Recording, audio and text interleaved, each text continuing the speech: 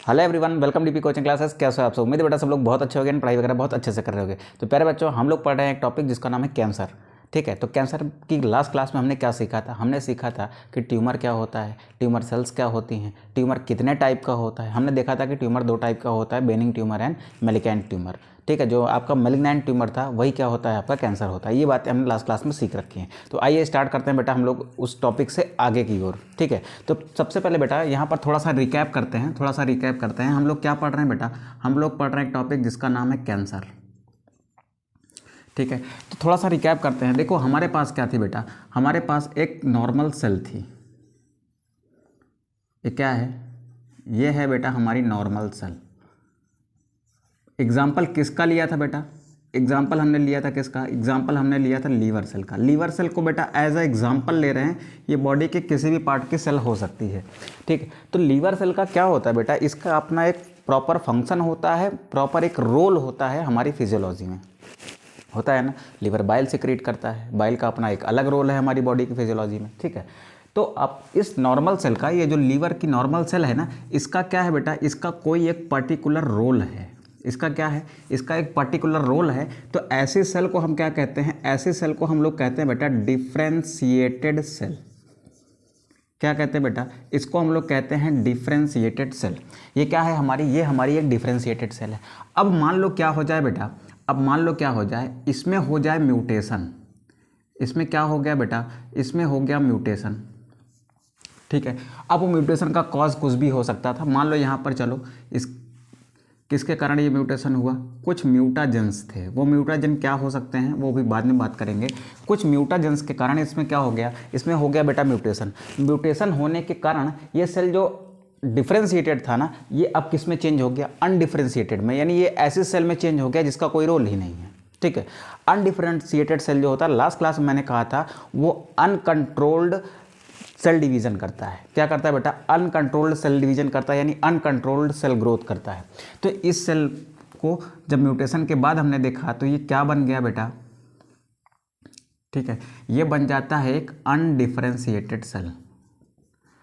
Undifferentiated cell.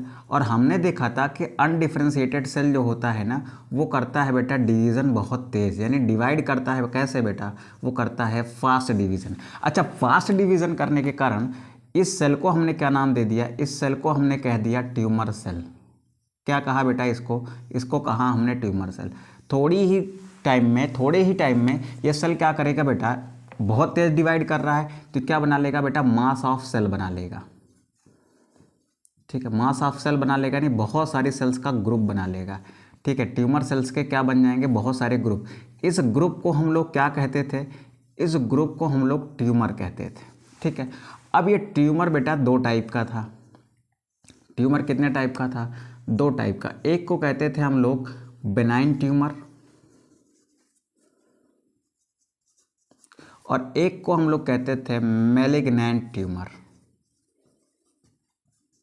ठीक है, ये वो ट्यूमर था बेटा जो बॉडी के एक पार्ट से दूसरे पार्ट में नहीं जाता था, यानी वो एक ही बॉडी के पार्ट्स में रह जाता था, कनेक्टिव टिश्यू से घिरा होता था। इसकी सेल जो है उस कनेक्टिव टिश्यू की लेयर को तोड़ नहीं पाती थी, जिसके कारण इसकी सेल्स एक स्थान से दूसरे स्थान पर नहीं जाती थी। यानी ये एक ही ऑर्गन में, यानी जिसमें जिस पार्ट में बॉडी के जिस ऑर्गन में या जिस पार्ट में ट्यूमर बना है उसी तक सीमित था। मैलिग्नेंट की दिक्कत क्या थी कि इसकी जो सेल्स होती है ना, ऐसे केमिकल सिक्रीट करती हैं जो इसके बाहर मौजूद कनेक्टिव टिश्यू की लेयर को तोड़ देता है, और इसकी सेल्स ब्लड में आ जाती हैं और ब्लड के माध्यम से बॉडी के डिफरेंट पार्ट्स में जाती हैं, और वहाँ पर क्या करती हैं? वहाँ पर अदर टिश्यू में पहुँचने के बाद वहाँ से ऑक्सीजन और न्यूट्रिएंट्स को एब्जॉर्ब करके क्या करती हैं? ग्रो करती हैं, जिससे आसपास की सेल तो डिस्टर्ब होती हैं आपके ऑक्सीजन और न्यूट्रिएंट्स की कमी से। साथ साथ इसमें क्या होता है बेटा? तेज डिवीजन होता है, यानी ये बॉडी के जिस पार्ट में इस ट्यूमर की सेल्स पहुंचेंगे ना, वहाँ पर एक नया ट्यूमर तैयार कर देंगे। तो इस तरीके से क्या होता है? ये वाला मोर डेंजरस होता है, और इसी को हम किस नाम से जानते हैं बेटा? इसी को हम किस नाम से जानते हैं? इसी को हम कैंसर के नाम से जानते हैं। अब सवाल ये है बेटा कि ह्यूमन बॉडी के अंदर कैसे कैंसर होता है? How do we got cancer? ठीक है, how human body got cancer. एक ह्यूमन बॉडी के अंदर कैंसर कैसे होता है? तो यहाँ पर क्वेश्चन क्या है बेटा? Why and how human body got cancer. तो पहले बात करेंगे कि क्यों होता है, फिर बात करेंगे कि कैसे होता है। ठीक है, कैंसर होता क्यों है, फिर बाद में बात करेंगे कि होता कैसे है। ठीक है, तो चलो आइए देखते हैं बेटा इसको, हाँ, कि बॉडी में ये जो ह्यूमन बॉडी है, इस ह्यूमन बॉडी के अंदर कैंसर क्यों हो रहा है और कैसे हो रहा है। ठीक है, तो सबसे पहले जवाब लेते हैं किसका बेटा, जवाब लेते हैं वाई का। देखो होता क्या है बेटा, जब हमारी बॉडी में कुछ ऐसे खतरनाक एजेंट्स पहुंचते हैं जो कार्सिनोजेन होते हैं। ठीक है, जब हमारी बॉडी एक्सपोज हो जाती है किसमें, हमारी बॉडी एक्सपोज होती है कुछ ऐसे कैंसर कॉजिंग एजेंट्स में जो हमारे अंदर क्या कॉज कर सकते हैं, कैंसर कॉज कर सकते हैं, तो हमारे अंदर क्या होता है बेटा, कैंसर होता है। फिर से मैं क्या बोल रहा हूँ, ध्यान से सुनो। मैं ये कह रहा हूँ कि जब हमारी बॉडी में कुछ ऐसे एजेंट्स इंटर करते हैं जो क्या कॉज कर सकते हैं बेटा, कैंसर कॉज कर सकते हैं, तो उनको क्या कहते हैं, उनको हम कैंसर कॉजिंग एजेंट कहते हैं। तो कैंसर कॉजिंग एजेंट के बॉडी में इंटर करने के कारण या फिर बॉडी में पहुंचने के कारण हमें क्या होता है, कैंसर होता है। ठीक है, ये बात हो गई किसकी बेटा, वाई की। वाई क्यों होता है, क्योंकि हमारे अंदर कुछ कैंसर कॉजिंग एजेंट पहुंच जाते हैं। अब वो कैंसर कॉजिंग एजेंट हमारी बॉडी में करते क्या है ना, ये बात हम किस में सीखेंगे, हाउ में। तो पहले क्या लिखते हैं बेटा, पहले क्या लिखते हैं कि when human body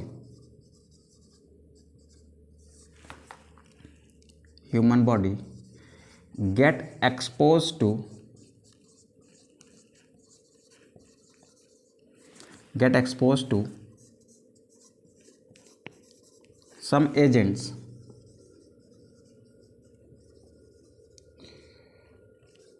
which can cause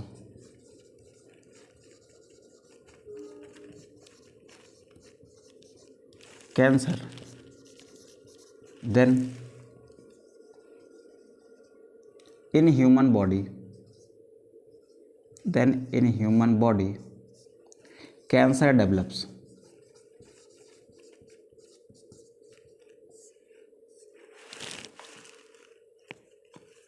When a human body get exposed to some agents which can cause cancer, then in human body cancer develops। तब क्या होता है बेटा, कैंसर डेवलप होता है कब, जब ह्यूमन बॉडी के अंदर कुछ ऐसे एजेंट्स चले जाते हैं जो क्या कॉज कर सकते हैं, कैंसर कॉज कर सकते हैं। तब ह्यूमन बॉडी में क्या डेवलप करता है बेटा, तब ह्यूमन बॉडी में कैंसर डेवलप करता है। अच्छा, यहाँ पर क्या लिखते हैं बेटा, यहाँ पर एक बात लिखते हैं कि ये जो एजेंट्स हैं ना, जो कैंसर कॉज कर रहे हैं ना बेटा, इनको क्या कहा जाता है, they are called cancer causing agent. तो क्या कहते हैं बेटा, these agents are called cancer causing agent. इन एजेंट्स को आप क्या कहते हो, कैंसर कॉजिंग एजेंट्स कहते हो। ठीक है, अब ये कैंसर कॉजिंग एजेंट्स क्या होते हैं, आइए इनको समझते हैं बेटा। तो यहाँ पर एक बात और लिख लेते हैं छोटी सी, कि ये जो कैंसर कॉजिंग एजेंट्स होते हैं ना, कोई एक नहीं होते बेटा, ये कई तरीके के होते हैं। तो क्या लिखते हैं बेटा, the cancer causing agents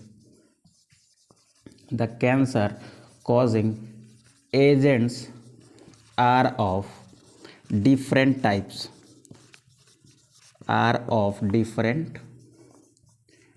types. ये जो कैंसर कॉजिंग एजेंट्स होते हैं ना बेटा, ये कैसे होते हैं, डिफरेंट टाइप्स के होते हैं। अब यहाँ पर आते हैं बेटा, यहाँ पर आते हैं, एक छोटी सी हेडिंग लेते हैं किसकी, टाइप्स ऑफ। एक मिनट बेटा, मार्कर चेंज करता हूँ मैं, हाँ ठीक है। यहाँ पर लिखते हैं बेटा, types of cancer causing agent. हमें क्या देखना है बेटा, हमें कैंसर कॉजिंग एजेंट्स के टाइप देखना है। तो देखो ये जो कैंसर कॉजिंग एजेंट है, यहाँ पर लिखता हूँ मैं, कैंसर कॉजिंग एजेंट्स हैं, ये कितने टाइप के हो सकते हैं बेटा, ये 3 टाइप के हो सकते हैं। ठीक है, कौन कौन से 3 टाइप के हो सकते हैं, आइए देखते हैं बेटा। सबसे पहले है बेटा फिजिकल एजेंट। सबसे पहले क्या है, सबसे पहले आपके पास हैं फिजिकल एजेंट्स।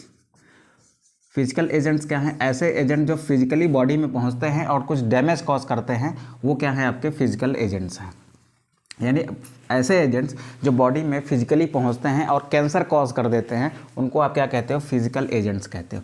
दूसरे एजेंट्स कौन से हैं बेटा, दूसरे एजेंट्स हैं आपके केमिकल एजेंट्स। दूसरे एजेंट्स कौन से हैं बेटा? दूसरे एजेंट्स हैं आपके केमिकल एजेंट्स। अब ये क्या हैं? ये बेटा ऐसे केमिकल्स हैं जो बॉडी में इंटर करने के बाद बॉडी में कैंसर कॉज कर सकते हैं, ठीक है। तो ये हो गए आपके केमिकल एजेंट्स। अब यहाँ पर आते हैं कुछ बायोलॉजिकल एजेंट,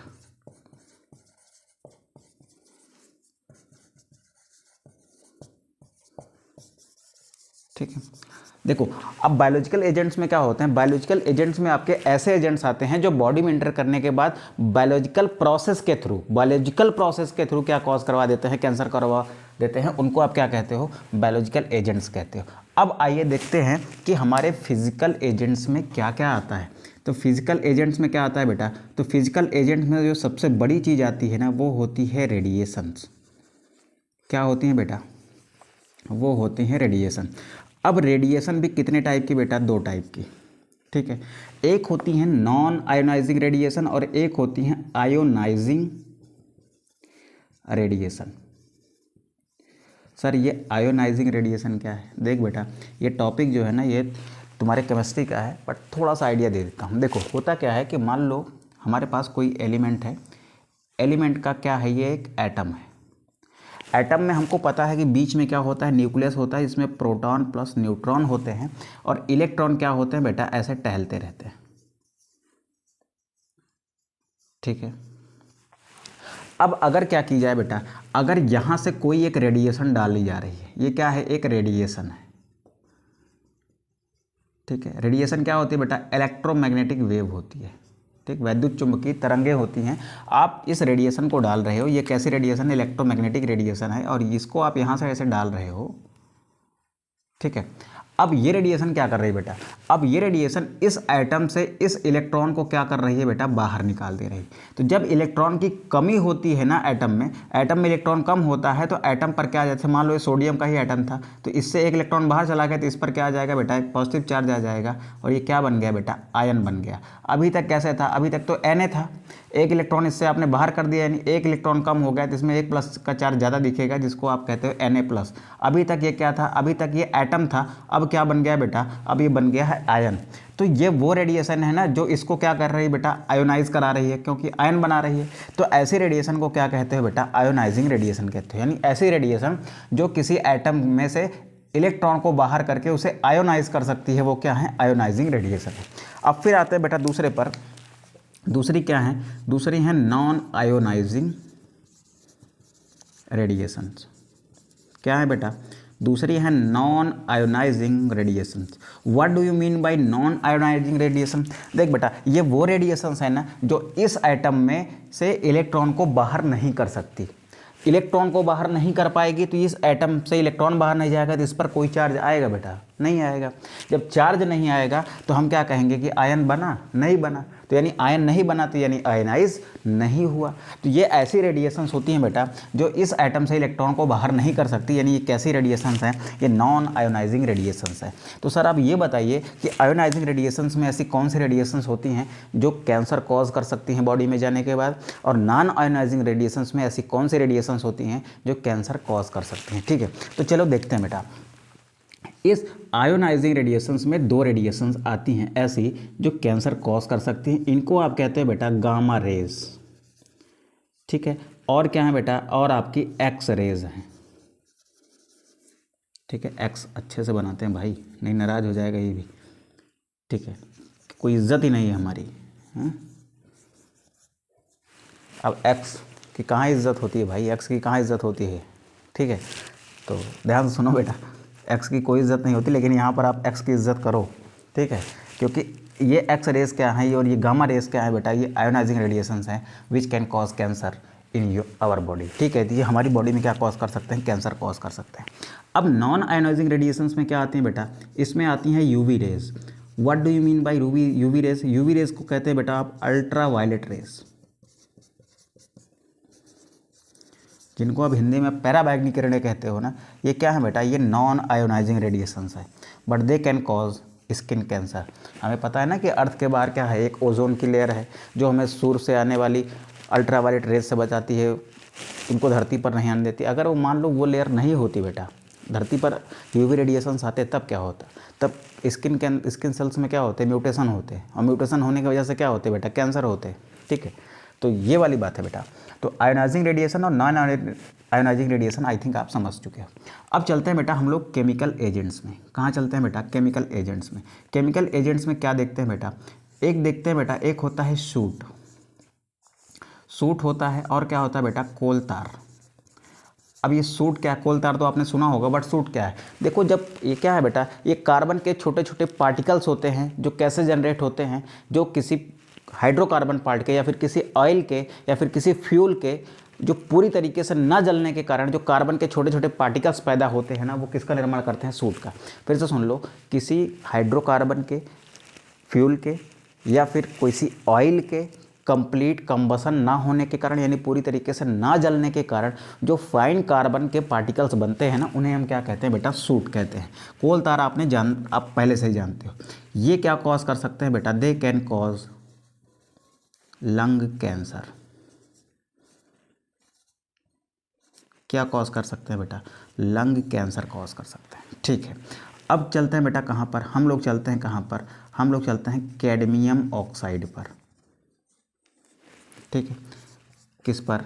कैडमियम ऑक्साइड पर। ये वो केमिकल है बेटा, ये वो केमिकल है जो प्रोस्टेट कैंसर कॉज कर सकता है। प्रोस्टेट कैंसर किस में हो सकता है बेटा? केवल और केवल मेल में, क्योंकि ये ग्लैंड कहाँ होती है? ओनली मेल्स में होती है। अब आप कमेंट बॉक्स में लिखोगे कि हमारे बॉडी के अंदर प्रोस्टेट ग्लैंड के नंबर कितने हैं, वो 1 पेयर है या फिर सिंगल है।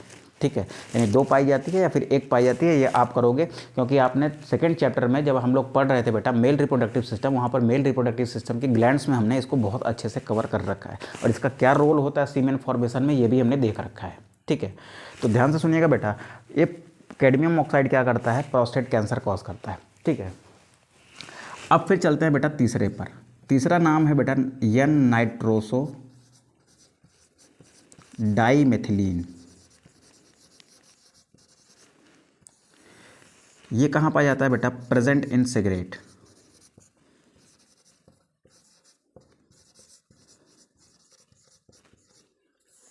और ये क्या करता है बेटा? Also cause cancer.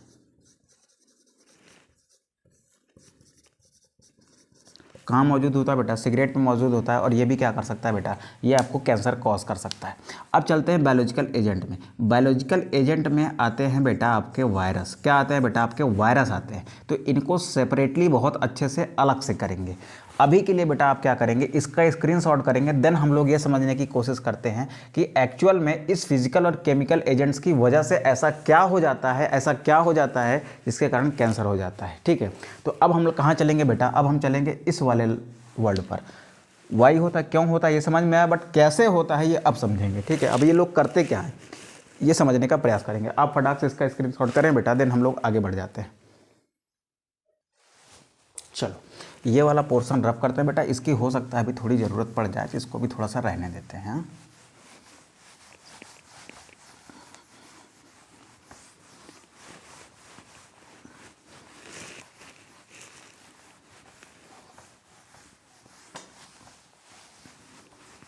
चलो, एक बार यहाँ पर फिर से थोड़ा सा रिकैप कर लेते हैं, फिर इसी के सहारे हम लोग आगे बढ़ने की कोशिश करेंगे। अभी के लिए हम केवल फिजिकल और केमिकल एजेंट्स को देख रहे हैं। अभी के लिए किसको देख रहे हैं बेटा? फिजिकल और केमिकल एजेंट्स को देख रहे हैं। अब ध्यान से सुनिएगा, हमारी बात को ध्यान सुनिएगा।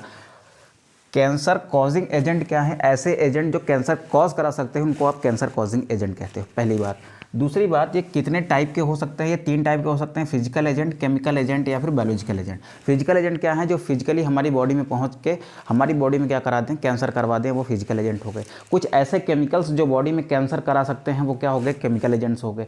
कुछ ऐसे बायोलॉजिकल चीज़ें जो हमारे अंदर जाके कुछ ऐसी बायोलॉजिकल प्रोसेस कर दे जिसके थ्रू हमें क्या हो जाए? कैंसर हो जाए, तो वो क्या है? हमारे बायोलॉजिकल एजेंट्स हैं। यानी वायरस जब हमारी बॉडी में जाते हैं तो कुछ ऐसे बायोलॉजिकल इवेंट्स कॉज कर देते हैं हमारी बॉडी में, जिसके वजह से हमारी बॉडी में क्या हो जाता है बेटा?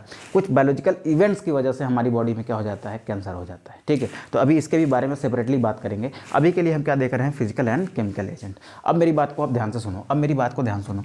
अच्छा, फिजिकल एजेंट्स में क्या क्या आता है? आयोनाइजिंग रेडिएशंस आती हैं, नॉन आयोनाइजिंग रेडिएशन। इसमें क्या आती हैं बेटा? Gamma rays and X rays. इसमें आती हैं यूवी रेज। केमिकल एजेंट्स में क्या आता है, सूट आता है, कोल टार आता है, जो आपको क्या कॉज कर सकता है बेटा, लंग कैंसर। उसके बाद कैडमियम ऑक्साइड आता है, जो क्या कर सकता है बेटा, प्रोस्टेट कैंसर कर सकता है। उसके बाद क्या आता है, एन नाइट्रोसो डाईमेथाइलिन। अच्छा, ये ई की जगह बेटा वाई कर लो आप, स्पेलिंग थोड़ा सा मिस्टेक हो गया, ठीक है। क्या है बेटा, ये एन नाइट्रोसो डाईमेथाइलिन, जिसकी कहाँ होता है बेटा, ये सिगरेट में होता है, और क्या कॉज करा सकता है, कॉज करा सकता है कैंसर। कौन सा कैंसर बेटा, ये कॉज करा सकता है लंग कैंसर, ठीक है। तो ये बात हो गई बेटा। अब चलते हैं बेटा, मान लो ये हमारी बॉडी की एक नॉर्मल सेल है, ये क्या है बॉडी की, ये बॉडी की एक नॉर्मल सेल है, ठीक है। ये बॉडी की क्या है, एक नॉर्मल सेल है। अब इस नॉर्मल सेल के अंदर क्या होगा बेटा, इस नॉर्मल सेल के अंदर होगा न्यूक्लियस, और इसमें क्या होगा बेटा, इसमें होता है डीएनए, ठीक है। चलो, ये बना लिया हमने अपनी नॉर्मल सेल का एक डीएनए, ठीक है। इसको ओपन बनाते हैं बेटा, डबल स्टैंडर्ड जानबूझ कर नहीं बना रहा हूँ मैं, इसको क्या किया मैंने, ओपनली बना लिया है आपके समझने के लिए, ठीक है। इसको कॉइल नहीं कर रहा हूँ मैं। ये क्या है, हमारा डीएनए है, ठीक है। कहाँ पर, इस नॉर्मल सेल का डीएनए है। अब ध्यान से सुनिएगा बेटा, अब ध्यान से सुनिएगा, यहाँ पर क्या हो गया, यहाँ पर क्या हो गया, यहाँ पर कुछ कैंसर कॉजिंग एजेंट्स की वजह से, कैंसर कॉजिंग एजेंट्स की वजह से, अब वो एजेंट्स कौन से हैं, अभी के लिए हम बात कर रहे हैं फिजिकल एजेंट की, और अभी के लिए हम बात कर रहे हैं किसकी, केमिकल एजेंट्स की। इन फिजिकल एजेंट और केमिकल एजेंट्स की वजह से यहाँ पर क्या हो गया बेटा, यहाँ पर इनके डीएनए में आ गया चेंज, यानी यहाँ पर क्या हो गया बेटा, यहाँ पर हो गया म्यूटेशन। क्या हो गया बेटा, म्यूटेशन। अब इस म्यूटेशन के कारण क्या हुआ, चेंज इन डीएनए। डीएनए में क्या आया, चेंज आया। सर डीएनए में कैसा चेंज आया, अब मेरी बात को ध्यान से सुन बेटा, मेरी बात को अब ध्यान से सुन। होता क्या है कि ये जो आपको डीएनए दिख रहा है ना, इस डीएनए में, ये नॉर्मल सेल के डीएनए में, अभी म्यूटेशन से पहले की ओर चलते हैं कि नॉर्मल सेल में एक्चुअली क्या हो रहा है। नॉर्मल सेल में डिवीज़न की प्रोसेस क्या होती है, नॉर्मल तरीके से होती है। यानी अगर सेल डिवीज़न हो रहा होगा तो उसके सेल में एक प्रॉपर सेल साइकिल चल रही होगी, G1 phase, S phase, G2 phase, then M phase, और इस सेल साइकिल के जो प्रॉपर चेक पॉइंट्स हैं ना, वो बराबर काम कर रहे होंगे, ठीक है। नॉर्मल सेल में जो सेल साइकिल के चेक पॉइंट्स होते हैं ना, वो बराबर काम कर रहे होते हैं, नहीं सेल का डिवीजन एक प्रॉपर तरीके से, एक अच्छे तरीके से हो रहा था। अच्छा, क्यों हो रहा था, क्योंकि इसके अंदर क्या है बेटा, इसके अंदर मान लो एक जीन है जिसका नाम है RAS जीन। क्या है बेटा, इसका नाम है RAS gene. What is RAS gene, RAS gene एक तरीके का प्रोटो ऑन्कोजीन है, प्रोटो ऑन्कोजीन है। सर ये प्रोटो ऑन्कोजीन क्या होता है, देख बेटा, इस सेल के अंदर प्रॉपर सेल फंक्शन कराने के लिए, ये सेल प्रॉपरली फंक्शन करे, यानी अच्छे से काम करे और प्रॉपर तरीके से सेल डिवीजन करे, इस बात को कंट्रोल करने के लिए इस सेल के अंदर एक जीन होता है जो ऐसी प्रोटीन बनाता है। देखो अब जीन है बेटा, ये क्या है, एक जीन है, तो इसमें क्या होगा, इसमें होगा बेटा ट्रांसक्रिप्शन। क्या होगा, इसमें होगा भैया ट्रांसक्रिप्शन। क्या बनेगा बेटा, एक आरएनए बनेगा। इस mRNA से क्या बनेगा, ट्रांसलेशन के थ्रू सर एक प्रोटीन बनेगी। ट्रांसलेशन हुआ और यहाँ पर क्या बनी बेटा, यहाँ पर एक प्रोटीन बनी, ठीक है। अब ये प्रोटीन क्या कर रही है बेटा, ये प्रोटीन सेल के, ऐसा लिखता हूं बेटा, this protein is responsible for किसके लिए रिस्पॉन्सिबल है बेटा, फॉर नॉर्मल सेल फंक्शनिंग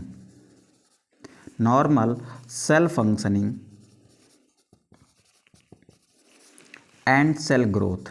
ये नॉर्मल सेल फंक्शनिंग और नॉर्मल सेल ग्रोथ के लिए ये क्या है, रिस्पॉन्सिबल है, ठीक है। मेरी बात समझ में आई बेटा। तो प्रोटो ऑन्कोजीन्स क्या हैं, these are genes which are responsible for normal cell functioning and cell growth, यानी नॉर्मल सेल साइकिल और नॉर्मल सेल फंक्शंस के लिए जो इस सेल के अंदर जो जीन है ना, वो क्या है, प्रोटो ऑन्कोजीन है, ठीक है। तो ये क्या है बेटा, यहाँ पर थोड़ा सा लिखता हूँ प्रोटो ऑन्कोजीन्स के बारे में। They are the genes which are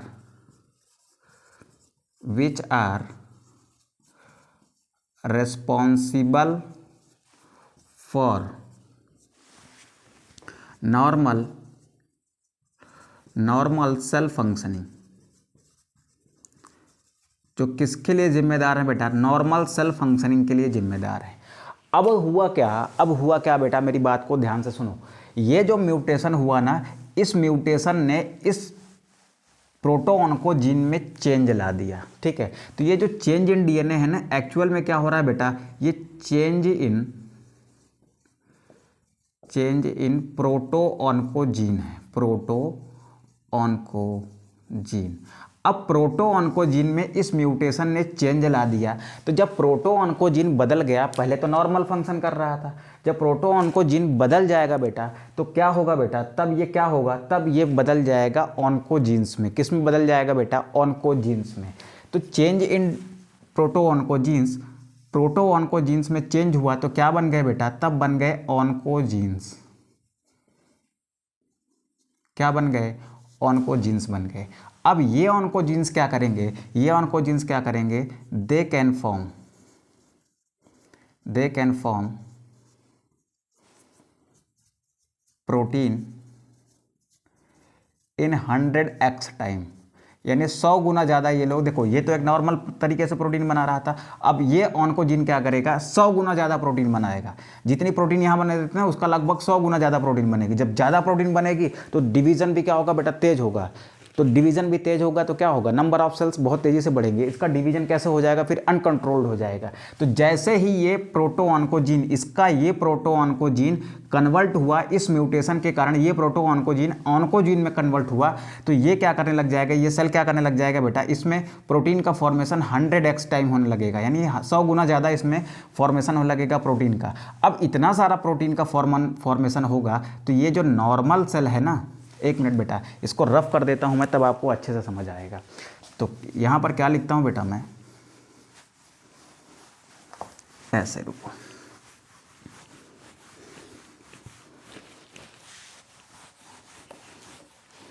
सब मिटा देते हैं ताकि आपका नोट्स भी इसमें लिख पाए हम। हाँ चलो,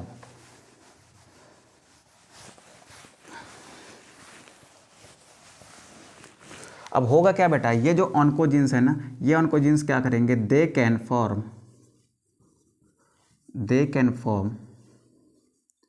100x टाइम प्रोटीन, ये 100 गुना ज़्यादा प्रोटीन बनाने लगेंगे। तो जिससे क्या होगा बेटा, ड्यू टू विच जिससे क्या होगा बेटा, normal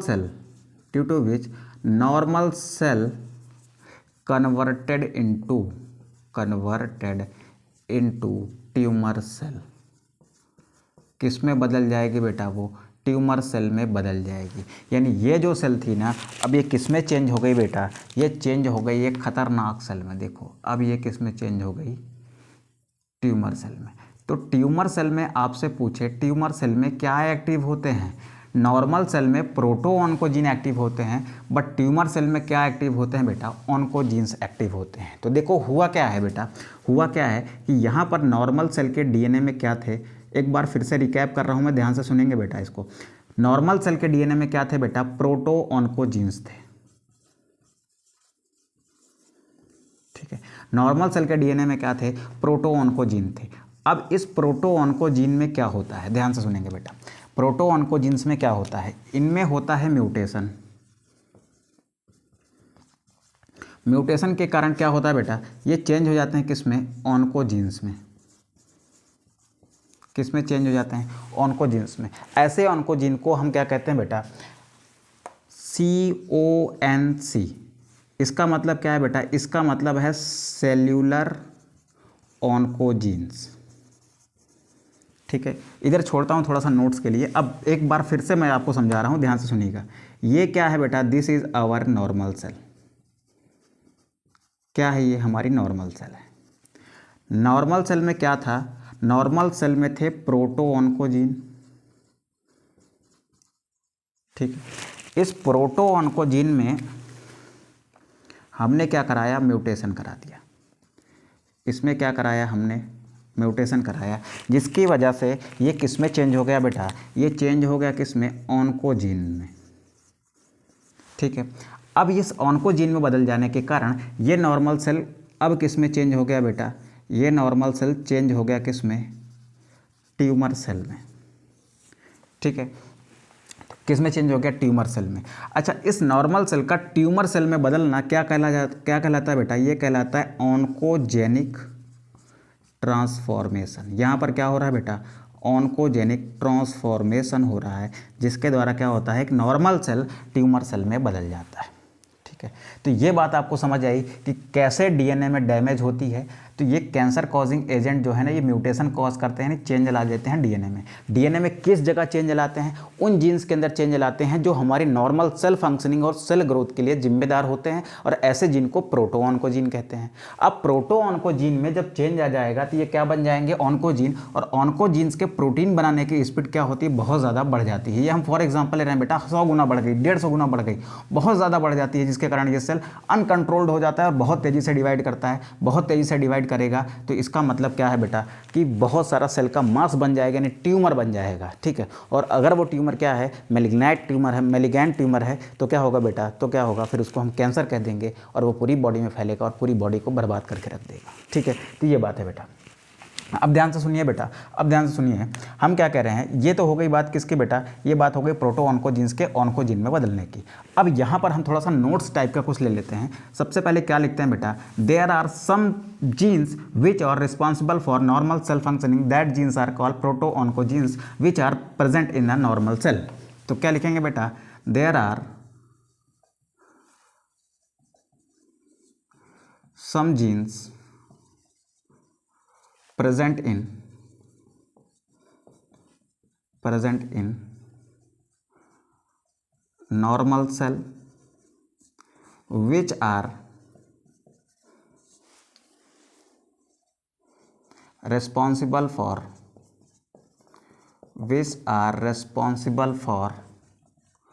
normal cell functioning, which are responsible for normal cell functioning. ठीक, these genes are called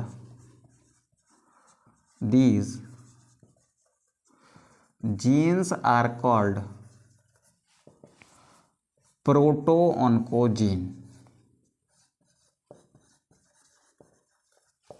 क्या कहलाते हैं बेटा, ये प्रोटो ऑन्कोजीन कहलाते हैं। अच्छा, हो सकता है इधर ना दिख रहा हो तो यहाँ लिखता हूँ, these genes are called proto-oncogene।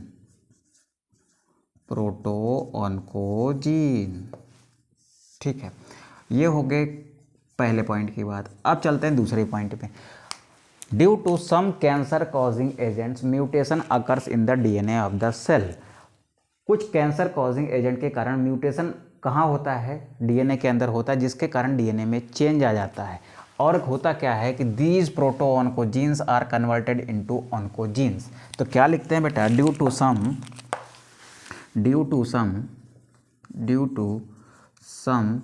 Cancer causing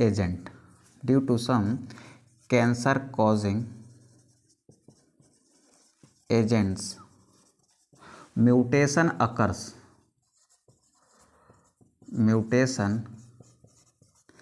occurs in the DNA of cell। कहाँ पर अकर होगा, इन प्रोटो ऑन्कोजीन्स। यहाँ पर लिख लेते हैं बेटा, in proto oncogenes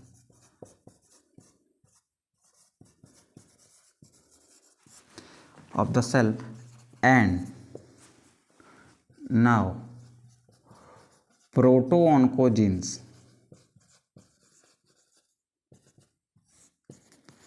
are converted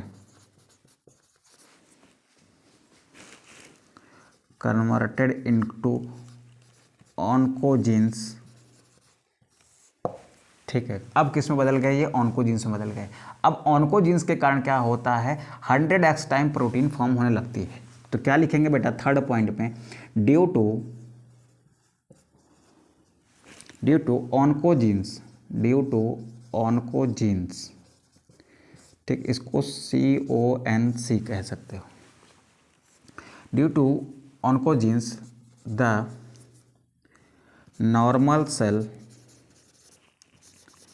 form 100x time protein, 100x time protein and normal cell converted into tumour cell. Normal cell किस में कन्वर्ट हो जाती है बेटा? ट्यूमर सेल में कन्वर्ट हो जाती है। In this way this tumour cell can develop into a cancer. तो यहाँ पर चौथे बार में क्या लिख लेते हैं? This tumour cell divide very fast and form mass of cells. क्या बना देता है बेटा? मास ऑफ सेल्स बना देता है। और इस मास ऑफ सेल्स की वजह से क्या होता है? इस मास ऑफ सेल्स की वजह से क्या होता है? This mass of cells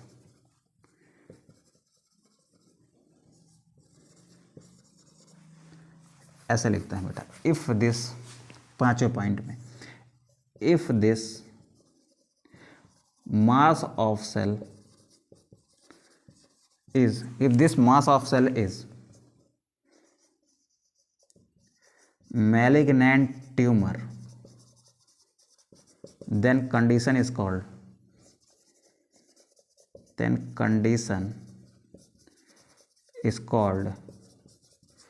cancer. ठीक है, तब कंडीशन को क्या कहते हो? तब कंडीशन को कैंसर कहते हो। अभी जो ये कैंसर की बात की हमने ना, ये किसकी वजह से की? फिजिकल एजेंट और केमिकल एजेंट की वजह से। ठीक है, अभी जो कैंसर हमने कॉज कराया ना, किसकी वजह से कॉज कराया बेटा? फिजिकल और केमिकल एजेंट की वजह से। अब जो हम कॉज कराएंगे ना, वो किसकी वजह से कराएंगे? बायोलॉजिकल एजेंट की वजह से। तो आप फटाक से इसका स्क्रीनशॉट करें, देन हम लोग चलते हैं कहाँ पर बेटा? हम लोग चलते हैं बायोलॉजिकल एजेंट पर। कहाँ चलेंगे बेटा? बायोलॉजिकल एजेंट पर चलेंगे। तो फटाक से स्क्रीनशॉट करिए, देन आगे बढ़ जाते हैं। चलो बेटा रफ करते हैं इसको। हाँ, देखो, उम्मीद करते हैं बेटा ये चीज़ें आपको पसंद आ रही होंगी। थोड़ा सा टाइम लग रहा है, लेकिन हम लोग एकदम डिटेल तरीके से सीख रहे हैं। आप कोई भी नीट का PYQ उठा के लगा लीजिएगा, NCERT पढ़ के देख लीजिएगा। अगर आपको ना अच्छे से समझ में आया तो फिर आप कहिएगा कि सर आपने क्या पढ़ाया, हमको समझ नहीं आया। ठीक है, बार बार मैं इसलिए डिस्क्राइब कर रहा हूँ, बार बार इतनी डिटेल में इसलिए चल रहा हूँ ताकि आपको चीज़ें एकदम क्लियर हो जाएँ। ठीक है, अच्छी चीज़ों को सीखने में समय लगता है। ठीक है, ऐसे आपको बहुत सारे टीचर्स अभी दिख जाएंगे। यूट्यूब तो एक बहुत ब्रॉड प्लेटफॉर्म है, बहुत अच्छे टीचर्स पढ़ा रहे हैं। ठीक है, लेकिन बेटा देखो, अगर कोई चीज़ कम टाइम में सीखोगे ना यार, तो कम टाइम में आदमी क्या ही सिखाएगा? वो जो आपको बेसिक चीज़ें हैं वो तो बता नहीं पाएगा कि एक्चुअली में है हो क्या रहा है, हो कैसे रहा है। ये आपने बता दिया, लेकिन हो क्यों रहा है ये एक्सप्लेन करना थोड़ा सा मुश्किल काम होता है, जिसमें टाइम लगता है बेटा। तो इसीलिए लेक्चर में टाइम लगता है। ठीक है, मेरा कोई भी चैप्टर उठा के देख लो आप, 10-12 लेक्चर, 15 लेक्चर, छोटे से छोटा चैप्टर होगा ना, तो कम से कम 8 से 10 लेक्चर खींच गया होगा वो। ठीक है, जैसे अभी आपने एक चैप्टर पढ़ा था ना, कौन सा नाम क्या था उसका? इससे जस्ट पहले वाले का, जिसको अभी ख़त्म किया आपने, माइक्रोब्स इन ह्यूमन वेलफेयर। उसमें आपने देखा ना, है तो वो एकदम छोटा चैप्टर, लेकिन फिर भी 7-8 लेक्चर खींच गया। ठीक है, तो ऐसा ही है बेटा, जब आप चीज़ों को अच्छे से पढ़ोगे ना, इन डेप्थ पढ़ोगे ना, तो फिर थोड़ा सा टाइम लगेगा उसमें। और अगर सिलेबस की पढ़ी है तो सिलेबस का पढ़ाई है, अच्छी बात है, सिलेबस ख़त्म भी होना चाहिए। आपकी रिक्वायरमेंट एकदम ठीक भी है कि हाँ सर सिलेबस ख़त्म करिए, तो सिलेबस ख़त्म करना ही बेटा बड़ी बात नहीं है। आप ये देखो ना कि आपने सिलेबस कितना कवर कर रखा है। ठीक है, तो जो पहले आप पढ़ चुके हो, जैसे यूनिट 1 में जो चैप्टर्स आपने पढ़ रखे हैं, रिप्रोडक्टिव हेल्थ वगैरह, आपका ह्यूमन रिप्रोडक्शन, प्लांट में रिप्रोडक्शन, ये सारी चीज़ें आपको अच्छे से क्या आ रही हैं, इनके क्वेश्चन आप कर पा रहे हो। अगर कर पा रहे हो तो बहुत अच्छी बात है। ठीक है, अगर नहीं कर पा रहे हो बेटा तो उसको रिवीजन करने की ज़रूरत है। तो जैसे लेक्चर, मैं पूरी कोशिश करता हूँ कि लेक्चर प्रॉपरली अपलोड हो जाए। ठीक है, पूरी कोशिश करता हूँ, लेकिन अगर थोड़ा सा आगे पीछे होता है बेटा तो उसमें इतना ज़्यादा फ्रस्ट्रेट होने की ज़रूरत नहीं है। मैंने अगर प्रॉमिस किया है तो मैं इसको पूरा भी करूँगा। कैसे भी करके आपकी क्लासेस खत्म होंगी, मुझे 2-2 चैप्टर साथ पढ़ाने पड़ेंगे, पर पढ़ा दूंगा। 1-1 घंटे की क्लास आएंगी, पढ़ा दूंगा। ठीक है, लेकिन आप ट्रस्ट बनाए रखिए। आप ये सोचिए कि हाँ टीचर है, अच्छा है, पढ़ा रहा है, मेहनत कर रहा है आपके लिए, तो फिर भाई थोड़ा सा पेशेंस तो बनता है कि आप पेशेंस बना कर रखिए। टीचर है, पढ़ा रहा है भाई, मेहनत कर रहा है, पढ़ा रहा है, आपके लिए इतनी मेहनत कर रहा है, तो उम्मीद करता है आपसे भी कि आप भी मेहनत करेंगे। ठीक है, तो थोड़ा सा पेशेंस बना कर रखिए, खत्म सब कुछ होगा। ठीक है, तो चलिए बेटा आगे बढ़ते हैं। हम लोग क्या पढ़ रहे थे? हम लोग पढ़ रहे थे बायोलॉजिकल एजेंट। ठीक है, चलो यहाँ पर एक छोटी सी हेडिंग लगाते हैं बेटा, बायोलॉजिकल एजेंट। ठीक है, अब बायोलॉजिकल एजेंट में क्या आते हैं? बायोलॉजिकल एजेंट क्या है? यानी ऐसे एजेंट जो बायोलॉजिकल प्रोसेस के थ्रू कैंसर पैदा कर देना, वो क्या है? बायोलॉजिकल एजेंट हैं। ठीक है, तो बायोलॉजिकल एजेंट में क्या आते हैं बेटा? आपके वायरस आते हैं। क्या आते हैं बेटा? आपके वायरस आते हैं। हम यहाँ पर किसका एग्जाम्पल ले रहे हैं? We are taking example of human papilloma virus. ठीक है, जो क्या कॉज करा सकता है, which can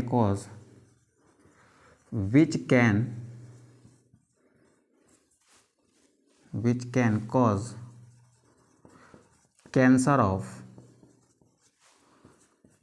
cancer of vagina, anus and most important cervix. जो सर्वाइकल कैंसर होता है वो मेनली किसके द्वारा हो सकता है, ह्यूमन पैपिलोमा वायरस के माध्यम से। What will this virus do in our body. देखो सपोज करो कि ये क्या है बेटा, ये क्या है, हमारी एक सेल है। चलो सेल को थोड़ा सा इधर बनाता हूँ, इधर नोट्स लिख लूँगा मैं। इधर क्या करता हूँ, एक सेल को बनाता हूँ। ये क्या है, हमारी एक सेल है। This is our cell.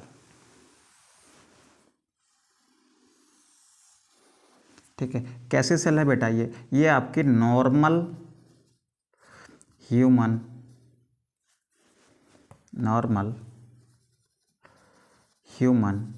Cell है। ठीक है, अब नॉर्मल ह्यूमन सेल है तो अब एक्चुअल में क्या होता है, ध्यान से सुनोगे बेटा। इसमें क्या है बेटा, ये नॉर्मल सेल का डीएनए है। चलो कैसा भी बना लेते हैं, हाँ ऐसा आप इसको समझ लीजिएगा क्या है, ये नॉर्मल सेल का सेलुलर डीएनए है। What is this is normal cell का सेलुलर डीएनए। ये क्या है बेटा, cellular DNA of this normal cell. ये क्या है बेटा, नॉर्मल सेल का डीएनए है। अब देखो क्या हुआ, ये मान लो क्या है, ये ह्यूमन पैपिलोमा वायरस है। ठीक है, what is this is human papilloma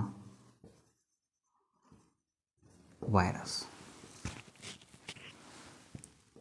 ठीक है, अब इस ह्यूमन पैपिलोमा वायरस के अंदर क्या है, इसका जेनेटिक मटेरियल है। ये क्या है, ये है बेटा जेनेटिक मटेरियल ऑफ वायरस। ये क्या है बेटा, जेनेटिक मटेरियल है किसका, वायरस का। अब ध्यान से सुनिए बेटा, ध्यान सुनेंगे। ये वायरस क्या करता है, वायरस अपने प्रोटीन पार्ट को तो बाहर ही रख देता है, लेकिन जेनेटिक पार्ट को, यानी जेनेटिक मटेरियल को इंजेक्ट कर दिया। कहाँ पर इंजेक्ट कर दिया, इस नॉर्मल सेल के अंदर। तो ये नॉर्मल सेल था, इस नॉर्मल सेल के अंदर क्या आ गया, अब किसका जेनेटिक मटेरियल आ गया, इस वायरस का। तो वायरस का जेनेटिक मटेरियल कहाँ आ गया, हमारे सेल के अंदर आ गया। अच्छा ध्यान से सुनिए बेटा, इस सेल के अंदर आए हुए इस वायरस के डीएनए में, इस सेल के अंदर आए हुए इस वायरस के डीएनए में ना एक बहुत ही खतरनाक चीज़ है, जिसको हम कह रहे हैं बेटा वायरल ऑन्कोजीन। क्या कह रहे हैं, वायरल ऑन्कोजीन। ठीक है, अब वायरल ऑन्कोजीन कहाँ आ गया बेटा, वायरल ऑन्कोजीन आ गया है सेल के अंदर। ठीक है, तो जैसे ही इस वायरस ने अटैक किया इस सेल पर, उसने क्या किया, अपना जेनेटिक मटेरियल इंजेक्ट किया, और इसके जेनेटिक मटेरियल में क्या है बेटा, वायरल ऑन्कोजीन्स हैं। ठीक है, वायरल ऑन्कोजीन्स यानी कि इस वायरस के जेनेटिक मटेरियल में ऐसे जीन्स मौजूद हैं जो ऑन्कोजीन्स हैं। ऑन्कोजीन का मतलब कैंसर कॉजिंग जीन है, जो इतनी ज़्यादा मात्रा में प्रोटीन बनवा देंगे, इतनी ज़्यादा मात्रा में प्रोटीन बनवा देंगे कि इस नॉर्मल सेल को किस में कन्वर्ट होना पड़ जाएगा, इस नॉर्मल सेल को कन्वर्ट होना पड़ जाएगा ट्यूमर सेल में। जैसे अभी आपने देखा था ना कि प्रोटो ऑन्कोजीन्स जैसे बदलते हैं किस में, ऑन्कोजीन्स में, वो नॉर्मल सेल को किस में चेंज कर देते हैं बेटा, ट्यूमर सेल में। तो वही काम यहाँ पर होगा। अब होगा कैसे सर, वो इधर देखो बेटा, होगा क्या, ये जो है बेटा, ये जो आपका जीन है ऑन्कोजीन, ये इंटीग्रेट कर जाता है किसके साथ, सेलुलर डीएनए के साथ। ये सेलुलर डीएनए के साथ क्या कर गया, इंटीग्रेट कर गया। इसको हम कहते हैं बेटा, यहाँ पर एक एंजाइम होता है इंटीग्रेज एंजाइम की हेल्प से, इंटीग्रेट एंजाइम की हेल्प से ये वाला डीएनए पार्ट किसके साथ इंटीग्रेट कर गया, इस सेलुलर डीएनए के साथ में। ठीक है, अब ध्यान से सुनिएगा, अब असली खेला यहाँ पर हो रहा है बेटा। ये हमारा क्या है, this is our cellular DNA. ये ब्लैक कलर वाला पार्ट क्या है बेटा, सेलुलर डीएनए है। इसमें ये ब्लू कलर का पार्ट आ गया कुछ ऐसे। ठीक है, अब इसमें क्या है बेटा, इसमें है वायरल ऑन्कोजीन। इस ब्लू कलर वाले पार्ट में क्या है, वायरल ऑन्कोजीन है, वायरल ऑन्कोजीन। अब वायरल ऑन्कोजीन क्या हुआ बेटा, वायरल ऑन्कोजीन इंटीग्रेट कर गया किसके साथ में, इंटीग्रेट कर गया सेलुलर डीएनए के साथ में। तो यहाँ पर क्या हुआ है, viral oncogene integrated with cellular DNA, किसके साथ इंटीग्रेट कर गया बेटा, सेलुलर डीएनए के साथ इंटीग्रेट कर गया। अब सेलुलर डीएनए के साथ इंटीग्रेट करने के कारण क्या होगा बेटा, अब ध्यान से सुनोगे, इस हमारे सेलुलर डीएनए के अंदर जो जीन होंगे उनका ट्रांसक्रिप्शन ट्रांसलेशन होगा कि नहीं होगा, हाँ सर होगा। तो इसके इस सेलुलर डीएनए के अंदर जो जीन होंगे ना, जब वो अपना ट्रांसक्रिप्शन और ट्रांसलेशन करेंगे तो इस डीएनए में मौजूद ये वायरल ऑन्कोजीन भी तो अपना ट्रांसक्रिप्शन ट्रांसलेशन करेगा, यानी ये भी क्या बनाएगा, अपनी प्रोटीन बनाएगा। जैसे इस आपके ब्लैक वाले डीएनए यानी इस सेलुलर डीएनए में जो जीन मौजूद हैं, जब वो अपना ट्रांसक्रिप्शन ट्रांसलेशन करके प्रोटीन बनाएंगे, तो उसी तरीके से ये हमारा वायरल ऑन्कोजीन जो इसके अंदर मौजूद है बेटा, ये भी क्या करेगा, ये भी तो ट्रांसक्रिप्शन और ट्रांसलेशन के थ्रू क्या बनाएगा, अपनी प्रोटीन बनाएगा। यानी यहाँ से क्या बन रही है बेटा, इस वायरल ऑन्कोजीन की प्रोटीन बनेगी। ठीक है, इस वायरल ऑन्कोजीन में पहले क्या होगा, पहले होगा बेटा इसमें ट्रांसक्रिप्शन, जिसके थ्रू क्या बनेगा, जिसके थ्रू आरएनए बनेगा, और फिर क्या होगा बेटा, फिर होगा ट्रांसलेशन, जिसके थ्रू क्या बनेगी बेटा, वायरल प्रोटीन बनेगी। ठीक है, वायरल प्रोटीन बनेगी। और ये प्रोटीन क्या करेगी बेटा, this protein can change normal cell into tumour cell. ये वायरल प्रोटीन बहुत ज़्यादा बनेगी, जिसके कारण ये क्या होगा बेटा, ये जो नॉर्मल सेल आपको दिख रहा है ना, किस में चेंज हो जाएगा बेटा, ये चेंज हो जाएगा किस में, आपके ये चेंज हो जाएगा आपके ट्यूमर सेल में। इस तरीके से ये आपका वायरस क्या कर रहा है बेटा, ये वायरस क्या कर रहा है, ये वायरस तो आपका तहस नहस कर रहा है ना आपकी सेल को, आपको कैंसर करवा रहा है। ठीक है, तो ध्यान से लिखेंगे बेटा, यहाँ पर ध्यान से लिखेंगे। सबसे पहले पॉइंट में क्या लिखेंगे, there are some viruses which have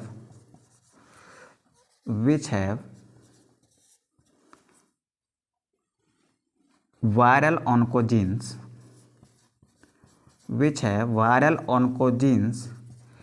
in their genetic material। ठीक है, क्या होता है बेटा, उनके जेनेटिक मटेरियल में क्या होते हैं, कुछ वायरल ऑन्कोजीन्स होते हैं। ठीक है, फिर दूसरे स्टेप में क्या लिखेंगे, as virus attacked on a normal cell then virus injected its genetic material into the cell. तो यहाँ पर क्या लिखेंगे, as virus attacked on a normal cell it injects its genetic material in normal cell। in this way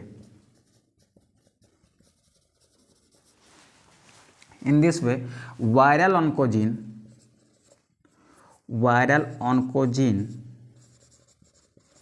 which is present in genetic material of virus reached in normal cell. मेरी बात को ध्यान सुनो, पहले पॉइंट में मैं ये कह रहा हूँ आपको कि कुछ वायरस ऐसे होते हैं जिनके पास क्या होते हैं बेटा, वायरल ऑन्कोजीन्स होते हैं उनके जेनेटिक मटेरियल में। अब ये वायरस जब अटैक करता है तो वो अपना क्या करता है, जेनेटिक मटेरियल इंजेक्ट करता है। तो क्या होता है बेटा, नॉर्मल सेल में क्या होता है, यहाँ पर लिख दे मटेरियल इन नॉर्मल सेल। तो नॉर्मल सेल में क्या होता है बेटा, इस तरीके से नॉर्मल सेल में इस वायरस के जेनेटिक मटेरियल के साथ में वायरल ऑन्कोजीन्स पहुंच जाते हैं। ठीक है, ये बात मैंने लिखी है स्टेप 2 में।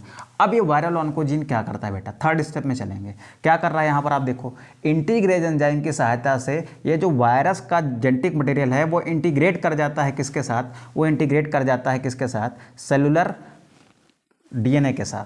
तो यहाँ पर लिखते हैं बेटा, now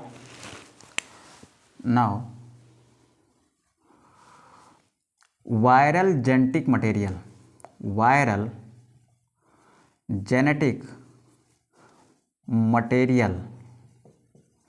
with viral oncogene with viral oncogene integrated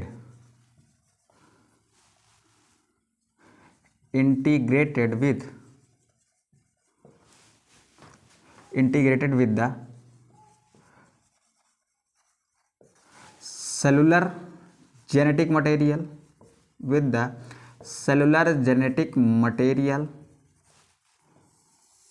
अब क्या हुआ बेटा, सेलुलर जेनेटिक मटेरियल के साथ इंटीग्रेट कर गया।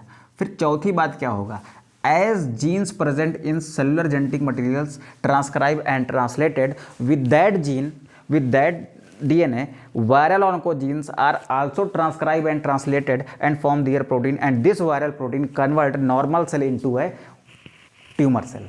ठीक है, बात क्लियर हुई बेटा। होगा क्या, मैं क्या कह रहा हूँ कि ये जो जैसे जैसे इस सेलुलर डीएनए के जीन अपनी प्रोटीन बनाएंगे, उसी तरीके से वायरल ऑन्कोजीन भी अपनी प्रोटीन बनाएगा। किसके थ्रू, ट्रांसक्रिप्शन और ट्रांसलेशन के थ्रू। तो इस तरीके से यहाँ पर जो वायरल प्रोटीन बनेगी, इस वायरल ऑन्कोजीन के कारण ये वायरल प्रोटीन क्या करेगी, इस नॉर्मल सेल को ट्यूमर सेल में कन्वर्ट कर देगी। इस तरीके से हमें क्या होगा बेटा, इस तरीके से हमें क्या होगा बेटा, कैंसर हो जाएगा। ठीक है, इस तरीके से क्या होगा बेटा, कैंसर हो जाएगा। तो यहाँ पर क्या लिखते हैं बेटा, यहाँ पर लिखते हैं कि now as gene present in cellular DNA transcribe and translated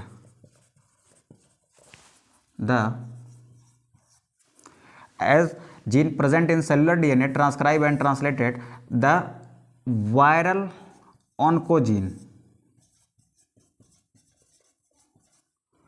similarly also transcribe and translated and form viral protein. और क्या फॉर्म करता है बेटा, वायरल प्रोटीन फॉर्म करता है। अब ये वायरल प्रोटीन क्या करेगी बेटा, अब ये वायरल प्रोटीन क्या करेगी, ये वायरल प्रोटीन इस नॉर्मल सेल को किस में कन्वर्ट कर देगी, ट्यूमर सेल में। तो क्या लिखेंगे बेटा, now this viral protein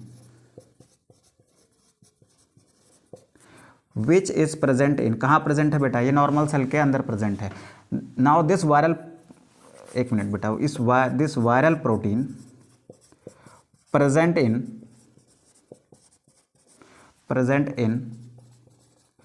normal cell converted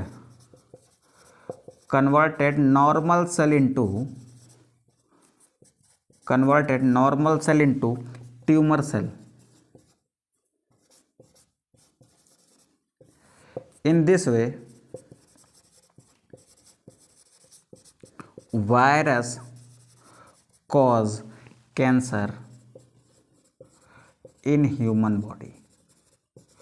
इस तरीके से ये वायरस क्या कॉज करते हैं, कैंसर कॉज करते हैं, कहाँ पर, ह्यूमन बॉडी में। तो ये हो गई बात बेटा किसके, ये हो गई बात बेटा बायोलॉजिकल एजेंट की। जहाँ से हम कवर अप कर चुके हैं अभी तक क्या, कि कैंसर क्या होता है और कैंसर क्या होता है वो तो समझ में आ ही गया, और कैंसर कैसे होता है और क्यों होता है ये बात भी हमने समझ ली है। केमिकल एजेंट से कैसे होता है, फिजिकल एजेंट से कैसे होता है, और बायोलॉजिकल एजेंट से कैसे होता है, क्या मैकेनिज्म है, वो सारी चीज़ें हम समझ चुके हैं। यहाँ तक बात बेटा समझ आ गई हो तो वीडियो को लाइक करते हुए जाइएगा और अपने फ्रेंड्स के साथ शेयर करते हुए जाइएगा। ठीक है, तो चलते हैं, अब आगे बढ़ते हैं। अब ये चेक करते हैं ना कि अगर मान लो किसी पर्सन को कैंसर है तो उस कैंसर को डायग्नोस कैसे किया जा सकता है, कैसे पता किया जाता है कि इस पर्सन को कैंसर है। तो कैंसर पता करने के तरीके क्या क्या हैं। ठीक है, तो चलते हैं बेटा, हम लोग अब पढ़ेंगे बेटा किसके बारे में, डायग्नोसिस ऑफ कैंसर के बारे में। तो आप इसका स्क्रीनशॉट करें, देन हम लोग आगे बढ़ जाते हैं। करिए फटाक से स्क्रीनशॉट बेटा इसका। चलो बेटा इसको रफ करते हैं, देन चलते हैं कैंसर के डायग्नोसिस पर।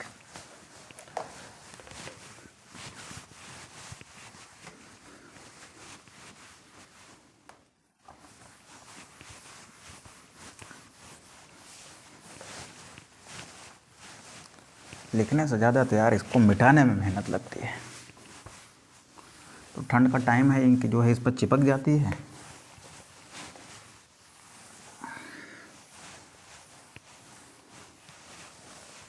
चल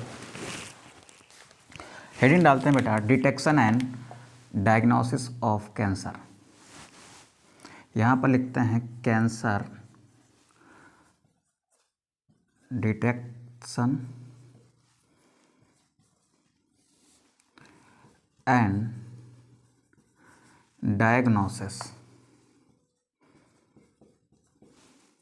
ठीक है, हम कैसे पता करते हैं कि कैंसर हुआ है बेटा? What are the methods of cancer detection और कैंसर डायग्नोसिस? कैंसर डायग्नोसिस करने के तरीके क्या हैं? मेरी बात को ध्यान सुनो। अगर कैंसर को बेटा अर्ली स्टेज में डिटेक्ट कर लिया जाए या पता कर लिया जाए, ठीक है, तो कैंसर क्योर किया जा सकता है। बट कैंसर अगर जो है थोड़ा सा बड़ा हो गया, यानी बड़ा होने का मतलब है कि वो स्प्रेड कर गया बॉडी में, तब फिर उसका कोई क्योर नहीं बेटा, तब फिर मुश्किल हो जाएगी। तो early detection of cancer can we very helpful for a patient. तो अर्ली डिटेक्शन करने के लिए हम क्या कर सकते हैं बेटा? कैंसर डिटेक्शन टेक्निक का इस्तेमाल करते हैं। ठीक है, कौन सी टेक्निक होती है, यही बात करते हैं बेटा। पहली बात करते हैं बेटा किसकी? बायोप्सी की। पहली बात करते हैं किसकी? बायोप्सी की। ठीक है, एंड हिस्टोपैथोलॉजी की।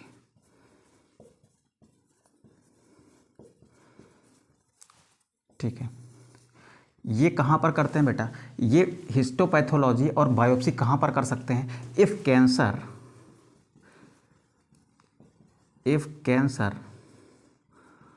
प्रेजेंट इन, कैंसर कहाँ पर है? If cancer present in external organs. कहाँ पर प्रेजेंट है बेटा? हमारे एक्सटर्नल ऑर्गन्स पर प्रेजेंट है, जैसे हमारे स्किन पर है। ठीक है, हम क्या करते हैं बेटा बायोप्सी में? क्या करते हैं? What will we do in biopsy? Biopsy में क्या करते हैं? देखो करते क्या है बेटा, मान लो सपोज करो मेरे पास क्या है, मेरे पास यहाँ पर एक मैलिग्नेंट ट्यूमर है। अब मैं इस संशय में हूँ, मैं इस डाउट में हूँ कि मे भी ये क्या है, एक कैंसर है। ध्यान सुनो, मेरे पास क्या हो रही है, यहाँ पर एक थोड़ा सा स्वेलिंग टाइप की बन रही है, यहाँ पर एक गांठ टाइप का बन रहा है और वो फूलता चला जा रहा है, एक ट्यूमर टाइप की स्ट्रक्चर यहाँ पर डेवलप हो रही है। अब मुझे ऐसा लग रहा है कि ये क्या है, कैंसर है। तो मैं क्या करूँगा, मैं जाऊँगा डॉक्टर के पास, डॉक्टर से बताऊँगा कि सर ऐसी ऐसी प्रॉब्लम है। तो वो कहेंगे कि काम करते हैं, इसकी बायोप्सी कर लेते हैं। ठीक है, तो बायोप्सी क्यों कर रहे हैं? वो बायोप्सी ये डिटेक्ट करने के लिए कर रहे हैं ना कि क्या यहाँ पर वाकई में कैंसर है। ठीक है, तो अब करते क्या हैं कि जिस जगह पर एक्सटर्नल पार्ट में जिस जगह पर आपको कैंसर है, वहाँ पर क्या करते हैं, चीरा मार देते हैं। ठीक है, वहाँ पर क्या करते हैं बेटा, चीरा मार देते हैं और वहाँ के कुछ टिश्यूज़ को निकाल लेते हैं। वहाँ के टिश्यू को क्या करते हैं, थोड़ा सा बाहर निकाल के उसको क्या करते हैं बेटा, माइक्रोस्कोप में स्टडी करते हैं। तो वहाँ से पता चल जाता है कि क्या वो सेल जो है वो कैंसर सेल है या फिर ट्यूमर सेल है या नहीं है। तो इससे पता चल सकता है बेटा। तो बायोप्सी में क्या करते हैं, एक्सटर्नल पार्ट में एक चीरा मारते हैं, वहाँ से कुछ टिश्यू को निकाल के उसकी क्या करते हैं, माइक्रोस्कोपिक स्टडी करते हैं, जिससे हमें ये पता चल जाता है कि क्या यहाँ पर कैंसर है या नहीं है। तो जो कैंसर सस्पेक्टेड सेल्स होती हैं वो उनको क्या करते हैं हम लोग बेटा, एक चीरा मार के, एक मतलब क्या करते हैं, एक सीजर करके वहाँ से क्या निकाल लेते हैं, वहाँ से निकाल लेते हैं बेटा उन टिश्यूज़ को और उसको क्या करते हैं बेटा, माइक्रोस्कोपिक ऑब्जर्वेशन करते हैं। ठीक है, तो what we do in biopsy, तो क्या लिखेंगे बेटा, in biopsy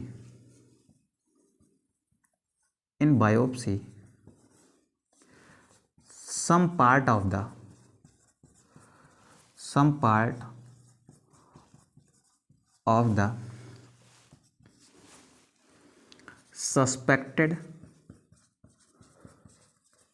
suspected tissue taken out from body and observed in लिख दो चाहे अंडर लिख दो, observed under microscope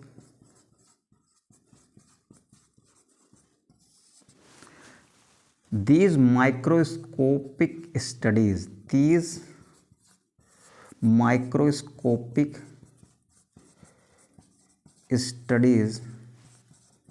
can reveal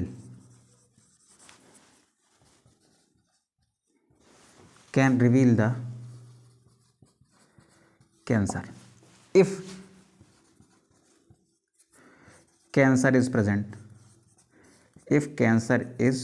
present in tissue, अगर उन टिश्यूज़ में कैंसर है बेटा, तो ये माइक्रोस्कोपिक स्टडी आपको बता सकती हैं किसकी, इस टिश्यू की जो आपने क्या किया है बेटा, बॉडी से बाहर निकाला है। ठीक है, यहाँ पर बात समझ आई बेटा। ये तो हो गई किसकी बात, ये तो हो गई सर बायोप्सी की बात। तो सर हिस्टोपैथोलॉजी में क्या करते हैं, अब आइए देखते हैं बेटा कि हिस्टोपैथोलॉजी में क्या करते हैं। तो what we can do in histopathology, हम हिस्टोपैथोलॉजी में क्या कर सकते हैं बेटा, हिस्टोपैथोलॉजी में क्या करते हैं, ध्यान से सुनोगे बेटा, ध्यान से सुनोगे अच्छे से समझ आएगा। हिस्टोपैथोलॉजी में भी कुछ इसी तरीके का प्रोसीजर हम बनाते हैं। अगर मान लो मुझे क्या है, मुझे यहाँ पर एक ट्यूमर है, मुझे अंदेशा है कि ये ट्यूमर जो है ये कैंसर में कन्वर्ट होने वाला है, तो मैं क्या करूँगा, मैं डॉक्टर के पास जाता हूँ, उनको बताता हूँ कि सर ऐसी प्रॉब्लम है। तो वो ये कहेंगे कि चलो इसकी या तो बायोप्सी कर लेते हैं या फिर इसकी क्या करते हैं, हिस्टोपैथोलॉजी कर लेते हैं, क्योंकि एक्सटर्नल पार्ट में है, हिस्टोपैथोलॉजी की जा सकती है। तो सर ये हिस्टोपैथोलॉजी क्या है, देख बेटा, हिस्टोपैथोलॉजी में क्या करता है डॉक्टर, डॉक्टर क्या करता है कि यहाँ से ये जो सस्पेक्टेड टिश्यू हैं, सस्पेक्टेड हैं, अभी मैं ये नहीं कह रहा हूँ कि ये कैंसर टिश्यू है, क्योंकि चेक तो किया नहीं मैंने, तो ये क्या है, सस्पेक्टेड टिश्यू हैं, सस्पेक्टेड टिश्यू को वो बाहर निकालता है, उनकी पतली पतली क्या करता है, स्लाइसेस बनाता है, यानी पीस बनाता है। ठीक है, उस पीस को क्या करता है, स्टेन करता है विद डिफरेंट डाइज। तो अलग अलग डाइज आती हैं, यानी अलग अलग स्टेन आते हैं, उनसे क्या करता है, उनको स्टेन करता है। ठीक है, अलग अलग डाइज से क्या करता है, उनको स्टेन करता है। स्टेन करने के बाद एक कांच की स्लाइड होती है बेटा, उस पर वो माउंट करता है, माउंट करने का मतलब कांच की स्लाइड पर रखता है। उसके बाद उसको माइक्रोस्कोप में स्टडी करता है, और माइक्रोस्कोपिक स्टडी जो है ना वो रिवील करती है कि उस टिश्यू में कैंसर है या नहीं है। ठीक है, तो चलो हिस्टोपैथोलॉजी क्या है, ये भी एक तरीके की क्या है, ये भी एक तरीके की छोटी सी बायोप्सी का ही पार्ट दिख रहा है आपको, कि इसमें भी क्या कर रहे हैं हम लोग, इसमें भी हम लोग टिश्यू को क्या करते हैं, बाहर निकालते हैं, उसको पीस में कट करते हैं, कट करने के बाद स्टेन करते हैं with different dyes, and then these tissue, then pieces of this tissue are mounted on the slide, and this slide is observed under the microscope, and this microscopic studies reveal the there is cancer or not, यानी ये reveal करता है कि वहाँ पर cancer है या नहीं है। तो चलो देखते हैं बेटा क्या करते हैं बेटा, इसमें क्या करते हैं, इन दिस मेथड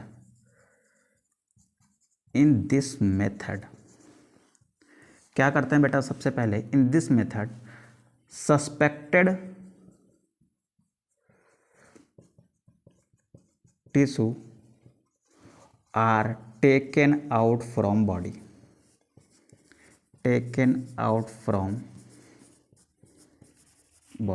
बॉडी से क्या करते हैं बेटा, उनको बाहर निकाल लेते हैं। फिर क्या करते हैं बेटा, this suspected tissue cutted into a small slices या पीसेस, दिस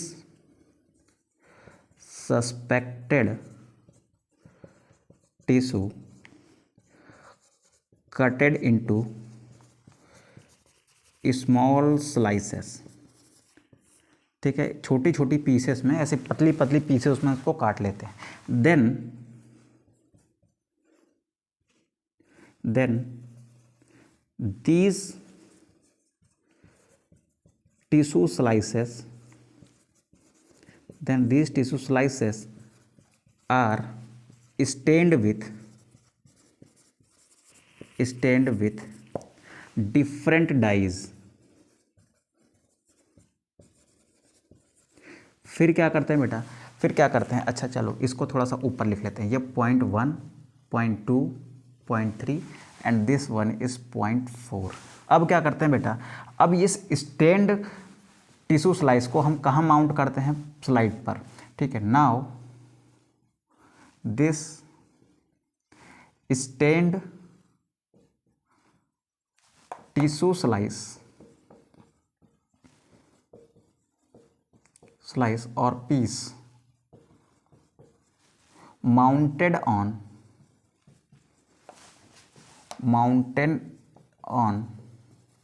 slide। फिर क्या करते हैं बेटा, फिर क्या करते हैं, this slide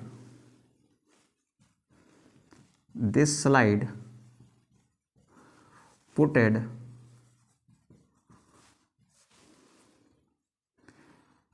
under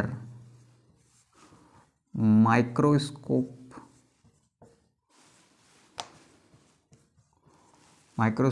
and microscopic, under के बजाय इन लिखो बेटा, in microscope and microscopic study reveal that there is cancer is present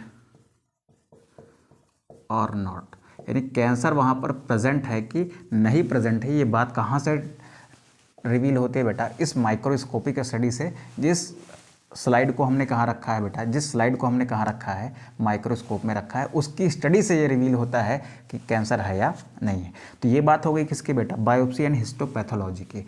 याद रखेंगे बायोप्सी एंड हिस्टोपैथोलॉजी कहाँ करते हैं बेटा, एक्सटर्नल ऑर्गन्स के लिए करते हैं। कहाँ पर करते हैं, एक्सटर्नल ऑर्गन्स के लिए, ठीक है। अब चलते हैं बेटा सेकेंड मेथड पर, ठीक है। ये तो था हमारा फर्स्ट मेथड, अब चलते हैं कहाँ पर, सेकंड मेथड पर। सेकंड मेथड क्या है हमारा, सेकंड मेथड है बेटा रेडियोग्राफी, ठीक है। क्या है बेटा, रेडियोग्राफी है। फिर क्या है बेटा, सीटी स्कैन है। फिर क्या है, सीटी स्कैन है। और फिर क्या है, एमआरआई है, ठीक है। करते क्या है बेटा, रेडियोग्राफी में क्या करेंगे, रेडियोग्राफी में हम रेडिएशंस का इस्तेमाल करते हैं, सिटी स्कैन में भी क्या करते हैं, रेडिएशन का इस्तेमाल करते हैं।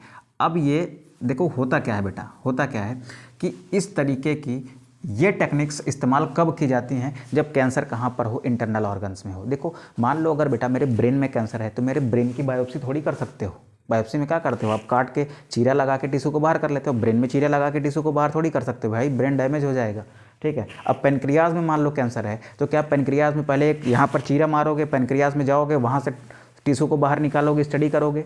अब मान लो एक उस टिश्यू में कैंसर ना निकला तो एक ऑपरेशन तो फालतू का हो गया ना। तो ऐसा करना ठीक है, नहीं ठीक है भाई, किसी तरीके से नहीं ठीक है। तो आप करते क्या हो, करते क्या है बेटा, फिर रेडियोग्राफी, सिटी स्कैन या फिर एमआरआई कर लेते हैं। इनसे क्या पता चलता है बेटा, इनसे डिटेक्ट करते हैं हम लोग इंटरनल ऑर्गन्स के कैंसर। किसको डिटेक्ट करते हैं, इंटरनल ऑर्गन्स के कैंसर को, यानी बॉडी के अंदर जो पार्ट्स हैं, काफ़ी अंदर जो पार्ट्स हैं ना, उनमें कैंसर को डिटेक्ट करने के लिए हम इन टेक्निक्स का इस्तेमाल करते हैं। क्यों, क्योंकि ना ही उनकी बायोप्सी की जा सकती है, क्योंकि ना ही उनकी हिस्टोपैथोलॉजी की जा सकती है। आपने अगर पेनक्रियाज की हिस्टोपैथोलॉजी कराने का सोचा, मान लो एक सोचा लिया आपने, फिर क्या करोगे आप, पहले डॉक्टर क्या करेगा, आपके यहाँ पर एब्डोमेन में एक चीरा मारेगा, यहाँ पर चीरा मार के यहाँ से क्या करेगा, वो पेनक्रियास के टिश्यू को बाहर निकालेगा हिस्टोपैथोलॉजी में। फिर उसको उसने चेक किया, कहाँ पर चेक किया, माइक्रोस्कोप में, तो पता चला कि नहीं ठीक है, वो कैंसर है ही नहीं है। अब बताओ, आपने तो केवल चेक कराने के लिए एक ऑपरेशन करा लिया, उस ऑपरेशन का कोई बेनिफिट है नहीं है ना भाई, तो क्यों करोगे आपकी ये हिस्टोपैथोलॉजी और बायोप्सी। तो याद रखिएगा इंटरनल ऑर्गन्स में कैंसर को डायग्नोज करने के लिए हम किसका इस्तेमाल करते हैं, इन टेक्निक्स का इस्तेमाल करते हैं। अब ये टेक्निक्स क्या हैं, कैसे काम करती हैं, आइए देखते हैं। सबसे पहले बेटा, सबसे पहले यहाँ पर एक लाइन लिखता हूँ मैं, these techniques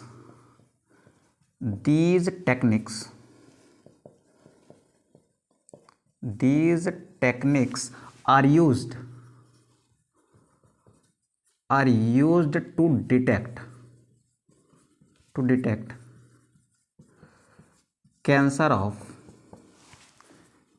cancer of internal organ such as brain cancer और पेनक्रियाज कैंसर। ये इंटरनल ऑर्गन्स हैं, इनके अंदर कैंसर को डिटेक्ट करने के लिए हम रेडियोग्राफी, सिटी स्कैन और एमआरआई को भी उपयोग करते हैं। अब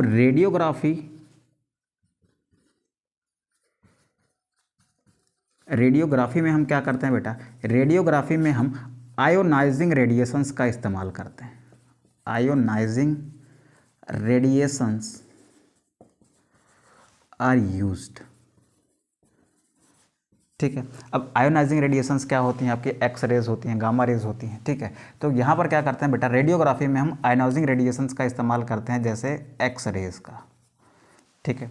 सिटी स्कैन फिर आते हैं बेटा, सिटी स्कैन क्या है, सिटी स्कैन, ठीक है। अब इस सिटी स्कैन में इस सीटी का मतलब क्या है, इसको आप कहते हो कंप्यूटेड टोमोग्राफी। क्या है बेटा, कंप्यूटेड टोमोग्राफी है। इसमें क्या करोगे, in this technique also ionizing radiations are used. In this technique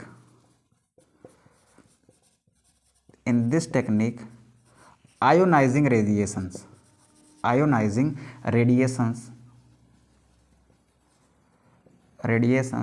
are used. ठीक है। फिर क्या करते हैं, फिर चलते हैं बेटा कहाँ पर, एमआरआई पर। कहाँ पर, एमआरआई पर। अब एमआरआई क्या है सर, इसको कहते हैं बेटा मैग्नेटिक रेजोनेंस इमेजिंग। ठीक है, एमआरआई। इसमें क्या करते हैं बेटा, इसमें हम इस्तेमाल करते हैं स्ट्रॉन्ग मैग्नेटिक फील्ड और नॉन आयोनाइजिंग रेडिएशंस का। ठीक है, तो इसमें किसका इस्तेमाल करते हैं बेटा, in this method we use strong magnetic field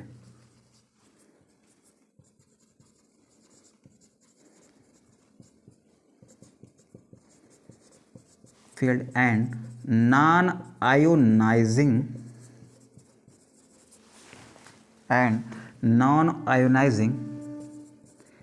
radiation. ठीक है, ये बात आप याद रखेंगे। अच्छा, एक चीज़ ध्यान रखिएगा बेटा, एमआरआई जो है ना, ये सबसे ज़्यादा सेफ तरीका है इंटरनल ऑर्गन के कैंसर को डिटेक्ट करने का इन तीनों में। ठीक है, फिर से सुन लीजिए मैं क्या कह रहा हूँ कि इसमें ये जो एमआरआई है ना, ये एमआरआई इन दोनों की अपेक्षा सेफ मेथड है इंटरनल ऑर्गन के कैंसर को डिटेक्ट करने के लिए। ठीक है, ऐसा क्यों है बेटा, क्योंकि अभी आपने देखा था कि कैंसर कॉजिंग एजेंट में जो आपके फिजिकल एजेंट थे ना, उसमें क्या थी, आयनाइजिंग रेडिएशंस भी थी। ठीक है, तो आयनाइजिंग रेडिएशंस बेटा बॉडी के लिए हानिकारक होती हैं। ठीक है, इसीलिए डॉक्टर कहता है ना, जब आप देखो अल्ट्रासाउंड कराने जाओ, अगर आपने 10 दिन में अल्ट्रासाउंड कराया तो अगले अल्ट्रासाउंड के लिए बोलेगा नहीं, कुछ दिन का गैप दे दीजिए। ठीक है, क्योंकि वहाँ पर क्या होती है बेटा, रेडिएशन से इस्तेमाल की जाती है। ठीक है, तो ध्यान से सुनिएगा बेटा, एमआरआई क्या है, it is a most safest method. तो यहाँ पर क्या लिखते हैं बेटा, it is most safest method to detect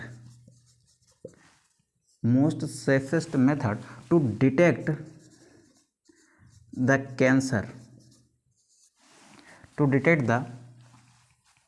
cancer को छोड़ो, यहां पर लिखना to detect the pathological and physiological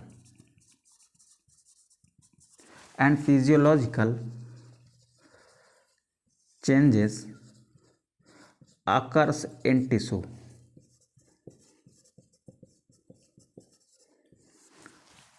ठीक, because it uses strong magnetic field and non ionizing radiation.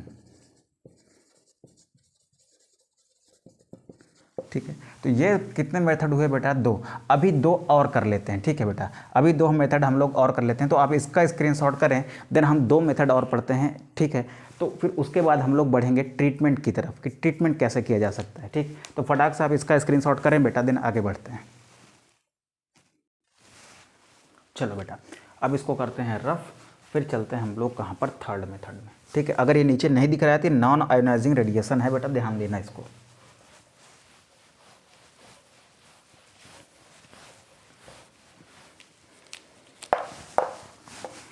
ठीक है, लेक्चर बड़ा हो रहा है बेटा, कोई बात नहीं, लेकिन कैंसर को आज ख़त्म करके ही जाना है। ठीक है, अभी तो हम लोग सीख रहे हैं इसके डायग्नोसिस, फिर हम लोग सीखेंगे बेटा इसका ट्रीटमेंट। थोड़ा सा 20-25 मिनट का और बचा हुआ है, कर लेते हैं, फिर आगे बढ़ते हैं। हाँ, फिर एक टॉपिक बचेगा ड्रग एब्यूज़, उसको भी ख़त्म करते हैं, तब ये चैप्टर हो जाएगा आपका फिनिश। बड़ा टॉपिक है, उसमें भी 2 लेक्चर लगेंगे ही लगेंगे। ठीक है, चलो 2 मेथड तो हमने सीख लिए, अब चलते हैं बेटा थर्ड मेथड में। थर्ड मेथड क्या है हमारा, ये है बेटा हमारा बोन मैरो एनालिसिस। ठीक है, बोन मैरो एनालिसिस कब करते हैं बेटा, जब हमें ल्यूकीमिया डिटेक्ट करना होता है, हमें ये शक है कि हमें ल्यूकीमिया है। ठीक है, कब डिटेक्ट करते हैं, हमें कब शक होगा कि हमें ल्यूकीमिया है, ल्यूकीमिया को ही बेटा ब्लड कैंसर कहा जाता है। तो पहली बात क्या लिखेंगे, bone marrow analysis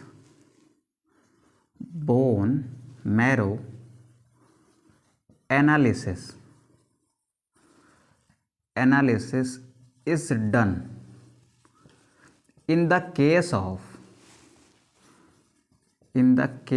of leukaemia, किसके केस में बेटा?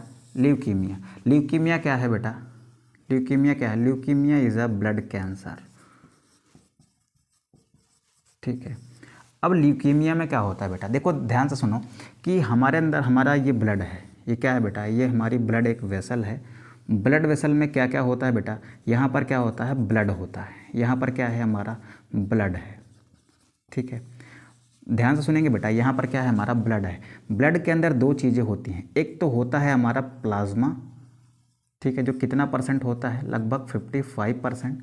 45% क्या होते हैं? फॉर्म्ड एलिमेंट होते हैं। ठीक है, 45% इन फॉर्म्ड एलिमेंट में क्या आते हैं बेटा? क्या आते हैं? आपके आरबीसीज आते हैं, और क्या आते हैं? डब्ल्यूबीसीज आते हैं, और क्या आते हैं बेटा? और आते हैं आपके प्लेटलेट्स। ठीक है, तो नॉर्मल क्या होता है बेटा? नॉर्मली डब्ल्यूबीसी के नंबर जो है ना, डब्ल्यूबीसी नंबर इन ब्लड कितना होता है? सर ये होता है 6000 से 8000 पर मिलीमीटर क्यूब। इनके नंबर कितने होते हैं बेटा? 6000 से 8000 होते हैं पर मिलीमीटर क्यूब। देखो मिलीमीटर क्यूब क्या है? क्यूब लगा हुआ है तो ये वॉल्यूम है। वॉल्यूम को हमेशा क्यूब में देखा जाता है। एरिया को आप स्क्वायर में देखते हो, वॉल्यूम को आप क्यूब में देखते हो, तो ये मिलीमीटर क्यूब है। अब मेरी बात को ध्यान से सुनो बेटा, अगर किसी को बोन कैंसर है, ठीक है, सॉरी बोन कैंसर नहीं, ब्लड कैंसर, सॉरी, किसी को अगर बेटा क्या है? बोन मैरो में कैंसर है, यानी ब्लड कैंसर है, तब क्या होगा बेटा? तब क्या होगा? क्योंकि ये सेल्स कहाँ से फॉर्म होती हैं? ये सेल्स फॉर्म होती हैं कहाँ से? बोन मैरो में। अगर बोन मैरो में डिस्टर्बेंस है, ठीक है, तो होगा क्या?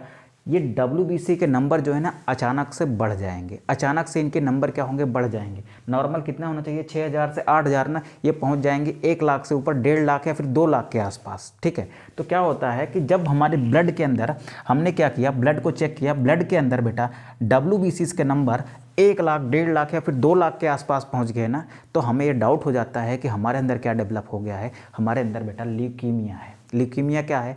जब डब्ल्यूबीसी के नंबर एनॉर्मसली बढ़ जाएं, यानी बहुत ज़्यादा बढ़ जाएं।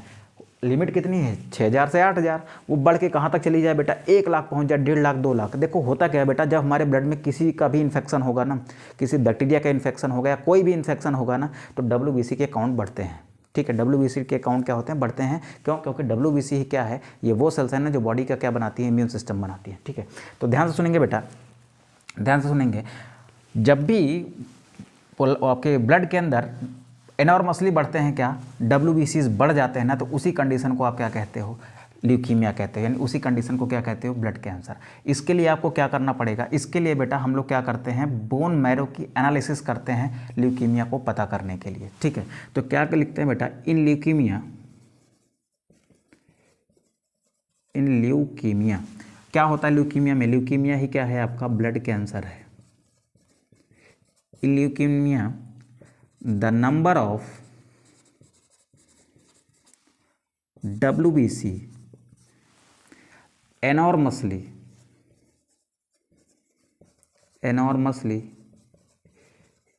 increases and goes up to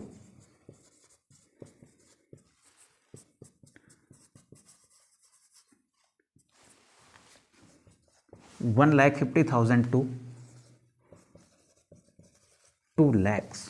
कहाँ तक जा सकती है बेटा? 2 लाख तक जा सकती है। ठीक है, कहाँ तक जा सकती है? 2 लाख तक। इनके नंबर 1.5 लाख से कहाँ तक जा सकते हैं? 2 लाख तक जा सकते हैं। ठीक है, तो इस तरीके से हम डिटेक्ट करते हैं किसको बेटा? हम डिटेक्ट करते हैं बेटा किसको? ब्लड कैंसर को। अब चलते हैं हम लोग फोर्थ मेथड में। फोर्थ मेथड में क्या है? By using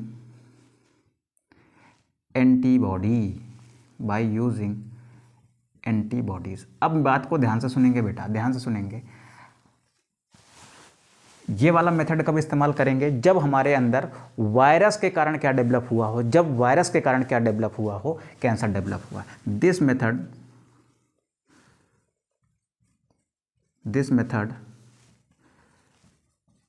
is done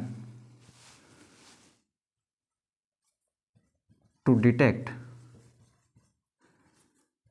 cancer when cancer is caused by biological agent.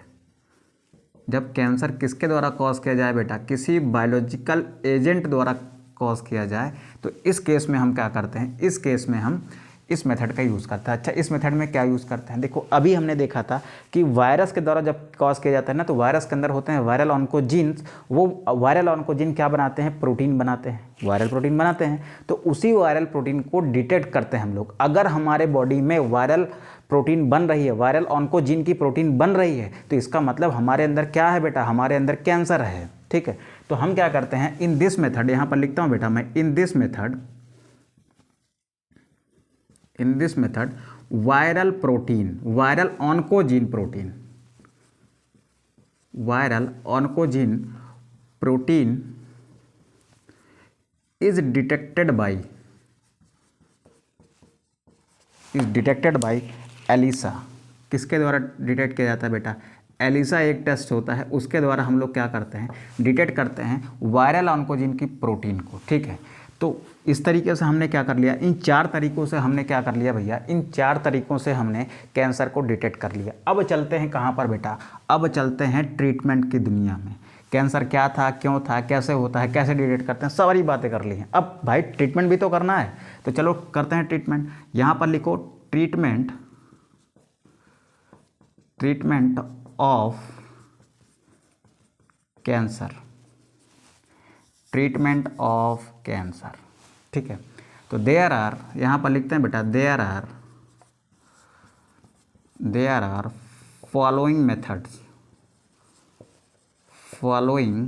Methods which are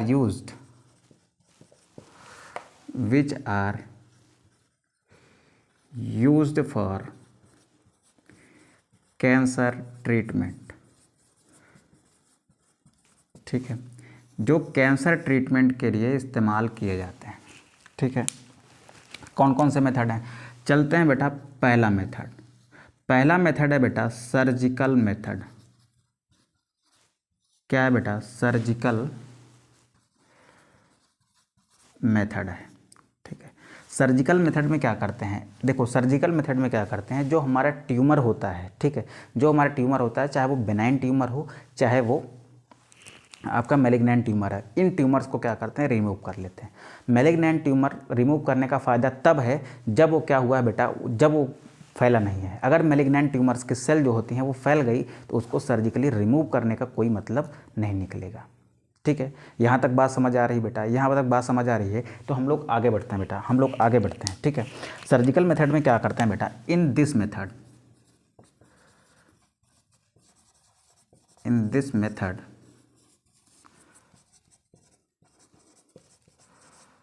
surgery is performed. इस मेथड में क्या करते हैं बेटा, सर्जरी परफॉर्म करते हैं। तो क्या लिखेंगे, सर्जिकल मेथड में क्या करेंगे बेटा, यहाँ पर एक बात लिख लेते हैं ऐसे, इन दिस मेथड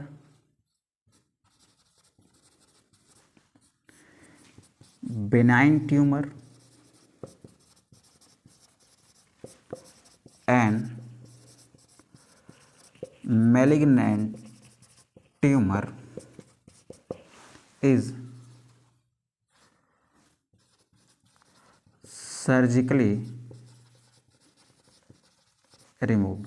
सर्जिकली रिमूव कर देते हैं किसको, बेनाइन ट्यूमर को और मैलिग्नेंट ट्यूमर को। अच्छा, और एक नोट डाल के बात लिखेंगे बेटा, अगर मैलिग्नेंट ट्यूमर ब्लड के माध्यम, मैलिग्नेंट ट्यूमर के सेल्स जो हैं वो ब्लड के माध्यम से अगर शरीर में फैलने लग गई, तो भैया फिर सर्जरी का कोई मतलब नहीं है। कहाँ कहाँ सर्जरी करोगे भाई, ब्लड के माध्यम से वो ब्रेन में ट्यूमर था, मैलिग्नेंट ट्यूमर ब्रेन में था, वहाँ से सेल माइग्रेट करके हाथ में जा रही हैं, वहाँ से सेल माइग्रेट करके ब्लड के माध्यम से किसी और पार्ट में जा रही हैं, पैर में जा रही हैं, सब जगह क्या कर रही हैं, वो वहाँ पर वो जाकर डेवलप कर रही हैं। ठीक है, तो कहाँ कहाँ रिमूव करोगे भाई, तो क्या लिखेंगे कि if malignant tumour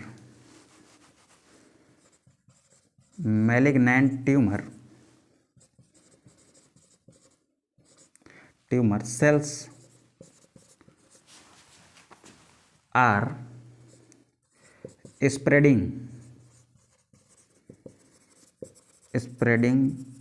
through blood in different part of body,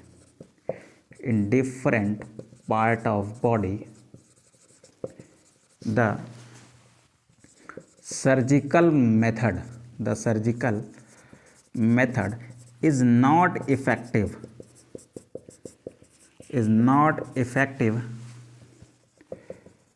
in this case.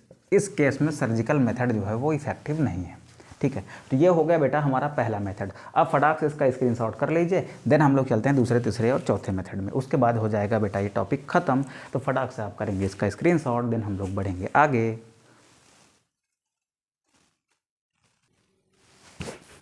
चलो बेटा इसको रफ करते हैं यहाँ से।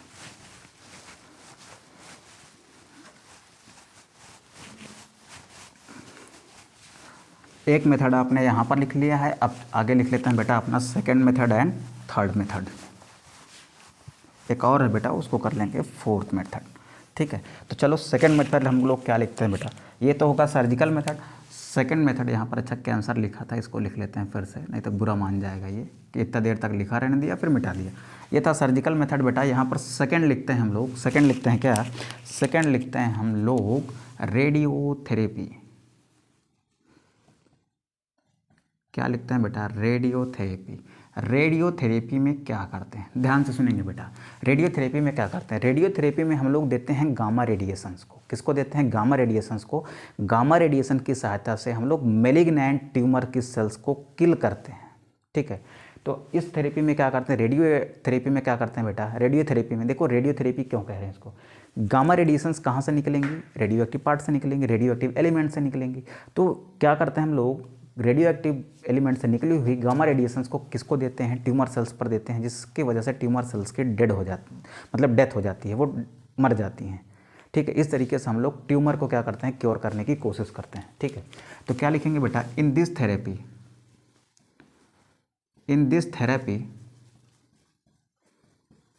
Gamma radiations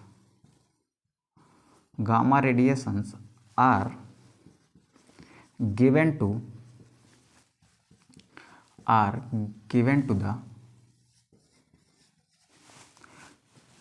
the tumour cells.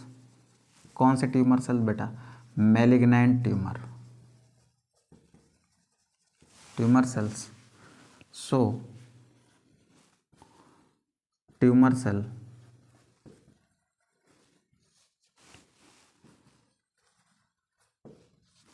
So in this way लिख लेना बेटा, so in this way tumour cells killed by gamma radiation. ठीक है, गामा रेडिएशन क्या करते हैं बेटा, ये गामा रेडिएशंस क्या करते हैं, गामा रेडिएशन ट्यूमर सेल को किल कर सकती हैं। तो जब भी हम ट्यूमर सेल्स को गामा रेडिएशन देते हैं तो ट्यूमर सेल क्या करती हैं बेटा, मर जाती हैं। ठीक है, किसके द्वारा, गामा रेडिएशन के द्वारा। एग्जाम्पल लेते हैं बेटा, एग्जाम्पल लेते हैं, for example thyroid cancer. For example thyroid cancer, thyroid gland होती है ना बेटा, जहाँ से क्या निकलते हैं, T3 एंड T4 हार्मोन निकलते हैं। आयोडीन बहुत ज़रूरी होता है उनके फॉर्मेशन के लिए। तो यहाँ पर क्या लिखते हैं बेटा, यहाँ पर लिखते हैं thyroid cancer is treated by radio active iodine. ठीक है, रेडियो एक्टिव आयोडीन। ठीक है, फिर चलते हैं बेटा कहाँ पर, थर्ड मेथड पर। थर्ड मेथड क्या है हमारा, है कीमोथेरेपी। क्या है बेटा, कीमोथेरेपी। कीमोथेरेपी में क्या करते हैं बेटा, कीमो से क्या मतलब है, कीमो का मतलब बेटा केमिकल से है। केमिकल का मतलब यहाँ पर किससे है, ड्रग्स से है। ठीक है। ड्रग्स यानी कुछ मेडिसिन्स है। ड्रग्स का मतलब क्या है बेटा, मेडिसिन्स हैं। ड्रग क्या होती है, ऐसी मेडिसिन्स होती हैं जो डॉक्टर द्वारा प्रिस्क्राइब की जाती हैं किसी डिजीज़ को ठीक करने के लिए या किसी डिजीज़ से बचने के लिए। डॉक्टर द्वारा जो प्रिस्क्राइब की जाती हैं मेडिसिन्स, उनको हम किस नाम से जानते हैं, ड्रग्स के नाम से जानते हैं। अभी जब हम लोग ड्रग एब्यूज़ पढ़ेंगे ना तो वहाँ पर पढ़ेंगे कि ड्रग क्या होती हैं, ठीक है। तो कुछ केमियोथेरेपी में क्या करते हैं बेटा, certain chemicals are given to kill the tumour cells. तो बॉडी के अंदर कहीं पर ट्यूमर है या फिर कहीं पर कैंसर है तो उन कैंसर सेल को किल करने के लिए कुछ केमिकल्स दिए जाते हैं। तो क्या लिखेंगे बेटा, इन दिस मेथड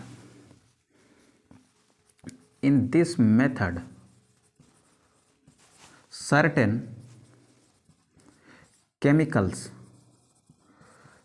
केमिकल्स और drugs are given to the patient to kill the cancer cells। ठीक है, किसको किल करने के लिए, कैंसर सेल को किल करने के लिए पेशेंट को कुछ ड्रग्स दी जाती हैं या फिर कुछ केमिकल्स दिए जाते हैं, ठीक है। उसको आप क्या कहते हो, कीमोथेरेपी कहते हो। फॉर एग्जाम्पल एक एग्जाम्पल लेते हैं किसका बेटा, ड्रग का। हमारी एक ड्रग है, एक क्या बेटा, दो ड्रग्स का नाम लिखता हूँ मैं। यहाँ पर लिखता हूँ बेटा मैं विनक्रिस्टीन। मेरे पास क्या है, विनक्रिस्टीन एक ड्रग है और एक ड्रग है बेटा विनब्लास्टिन। ठीक है, विनक्रिस्टीन एंड विनब्लास्टिन, ये दोनों किसके लिए जाती हैं, these both are given in blood cancer. किस में दी जाती हैं बेटा, ये ब्लड कैंसर में दी जाती है। ठीक है, कहाँ से मिलती हैं सर, ये ड्रग्स निकाली जाती हैं बेटा एक प्लांट से। ये दोनों ड्रग्स ना कहाँ से निकाली जाती हैं, एक प्लांट से जिसका नाम है बेटा कैथेरेंथस। क्या नाम है बेटा उसका नाम है कैथेरेंथस रोजियस। कैथेरेंथस रोजियस प्लांट से ये दोनों ड्रग्स निकाले जाती हैं, ये वाली भी एंड ये वाली भी। कहाँ से निकाले जाते हैं, कैथेरेंथस रोजियस से। ठीक है, तो ये बेटा हो गए 3 मेथड। अब चलते हैं कहाँ पर, फोर्थ मेथड में। फोर्थ मेथड को यहाँ पर लिखते हैं इसको रफ करके। ठीक है, फोर्थ मेथड क्या है, फोर्थ मेथड है बेटा इम्यूनोथेरेपी। क्या है बेटा, वो है हमारा इम्यूनोथेरेपी। उसको रेड कलर से लिख लेते हैं। हाँ, ये क्या है बेटा, ये है इम्यूनोथेरेपी। इम्यूनोथेरेपी में क्या करते हैं, in this therapy alpha interferons are given to the patient. Alpha interferons को किसको देते हैं, अल्फा इंटरफेरॉन देते हैं हम लोग किसको, अल्फा इंटरफेरॉन देते हैं पेशेंट को जिसको कैंसर हुआ है। क्या करने के लिए, अल्फा इंटरफेरॉन्स क्या करते हैं बेटा, ये इम्यून रिस्पॉन्स को एक्टिव करते हैं, यानी हमारे अंदर बी सेल्स और टी सेल्स को एक्टिव करते हैं, जो किसको किल करते हैं बेटा, जो किल करते हैं किसको, कैंसर सेल्स को। तो in this method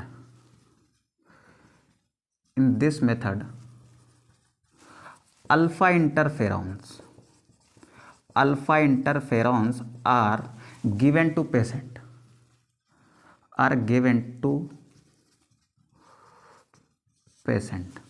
which give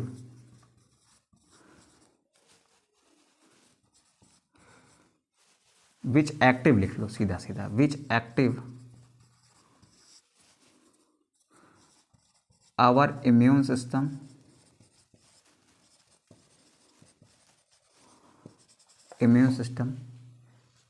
specially B cells and T cells. These cells, ये सेल्स क्या करती हैं बेटा, these cells kills the tumour और कैंसर सेल्स। ठीक है, अब भैया ये कैंसर की कहानी हुई यहाँ पर ख़त्म। इम्यूनोथेरेपी में क्या करते हैं, अल्फ़ा इंटरफेरॉन किसको बेटा, अल्फा इंटरफेरॉन दी जाती हैं किसको, पेशेंट को, जो क्या करती हैं, एक्टिव करती हैं हमारा immune system, specially B cells को और टी सेल्स को, और ये सेल्स क्या करती हैं, किल कर देती हैं ट्यूमर सेल को या फिर कैंसर सेल को। तो ये हो गया हमारा फोर्थ मेथड, पहला सर्जिकल, दूसरा रेडियोथेरेपी, थर्ड क्या था, कीमोथेरेपी, फोर्थ था हमारा इम्यूनोथेरेपी। इस तरीके से हमने कैंसर के सारे डिटेल्स कायदे से पढ़ लिए हैं बेटा। अगर सेशन अच्छा लगा हो तो प्लीज़ दोस्तों के साथ शेयर जरूर करिएगा, ठीक है। तो मिलते हैं बेटा नेक्स्ट लेक्चर में एक अच्छे टॉपिक ड्रग एब्यूज़ के साथ। वहाँ पर अच्छे से सीखेंगे कि ड्रग्स क्या होती हैं, ड्रग एब्यूज़ क्या होता है, एकदम फुल डिटेल में सीखेंगे, कोई दिक्कत नहीं है। सिलेबस खत्म होना है तो वो तो होगा ही, साथ साथ इकोलॉजी भी स्टार्ट कर रहे हैं बेटा, उसके भी लेक्चर आपको जल्दी ही मिलने लग जाएंगे, ठीक है। तो मिलते हैं बेटा नेक्स्ट लेक्चर में, तब तक के लिए आप अच्छे से पढ़ाई करिए और अपना ख्याल रखिए। Bye, take care.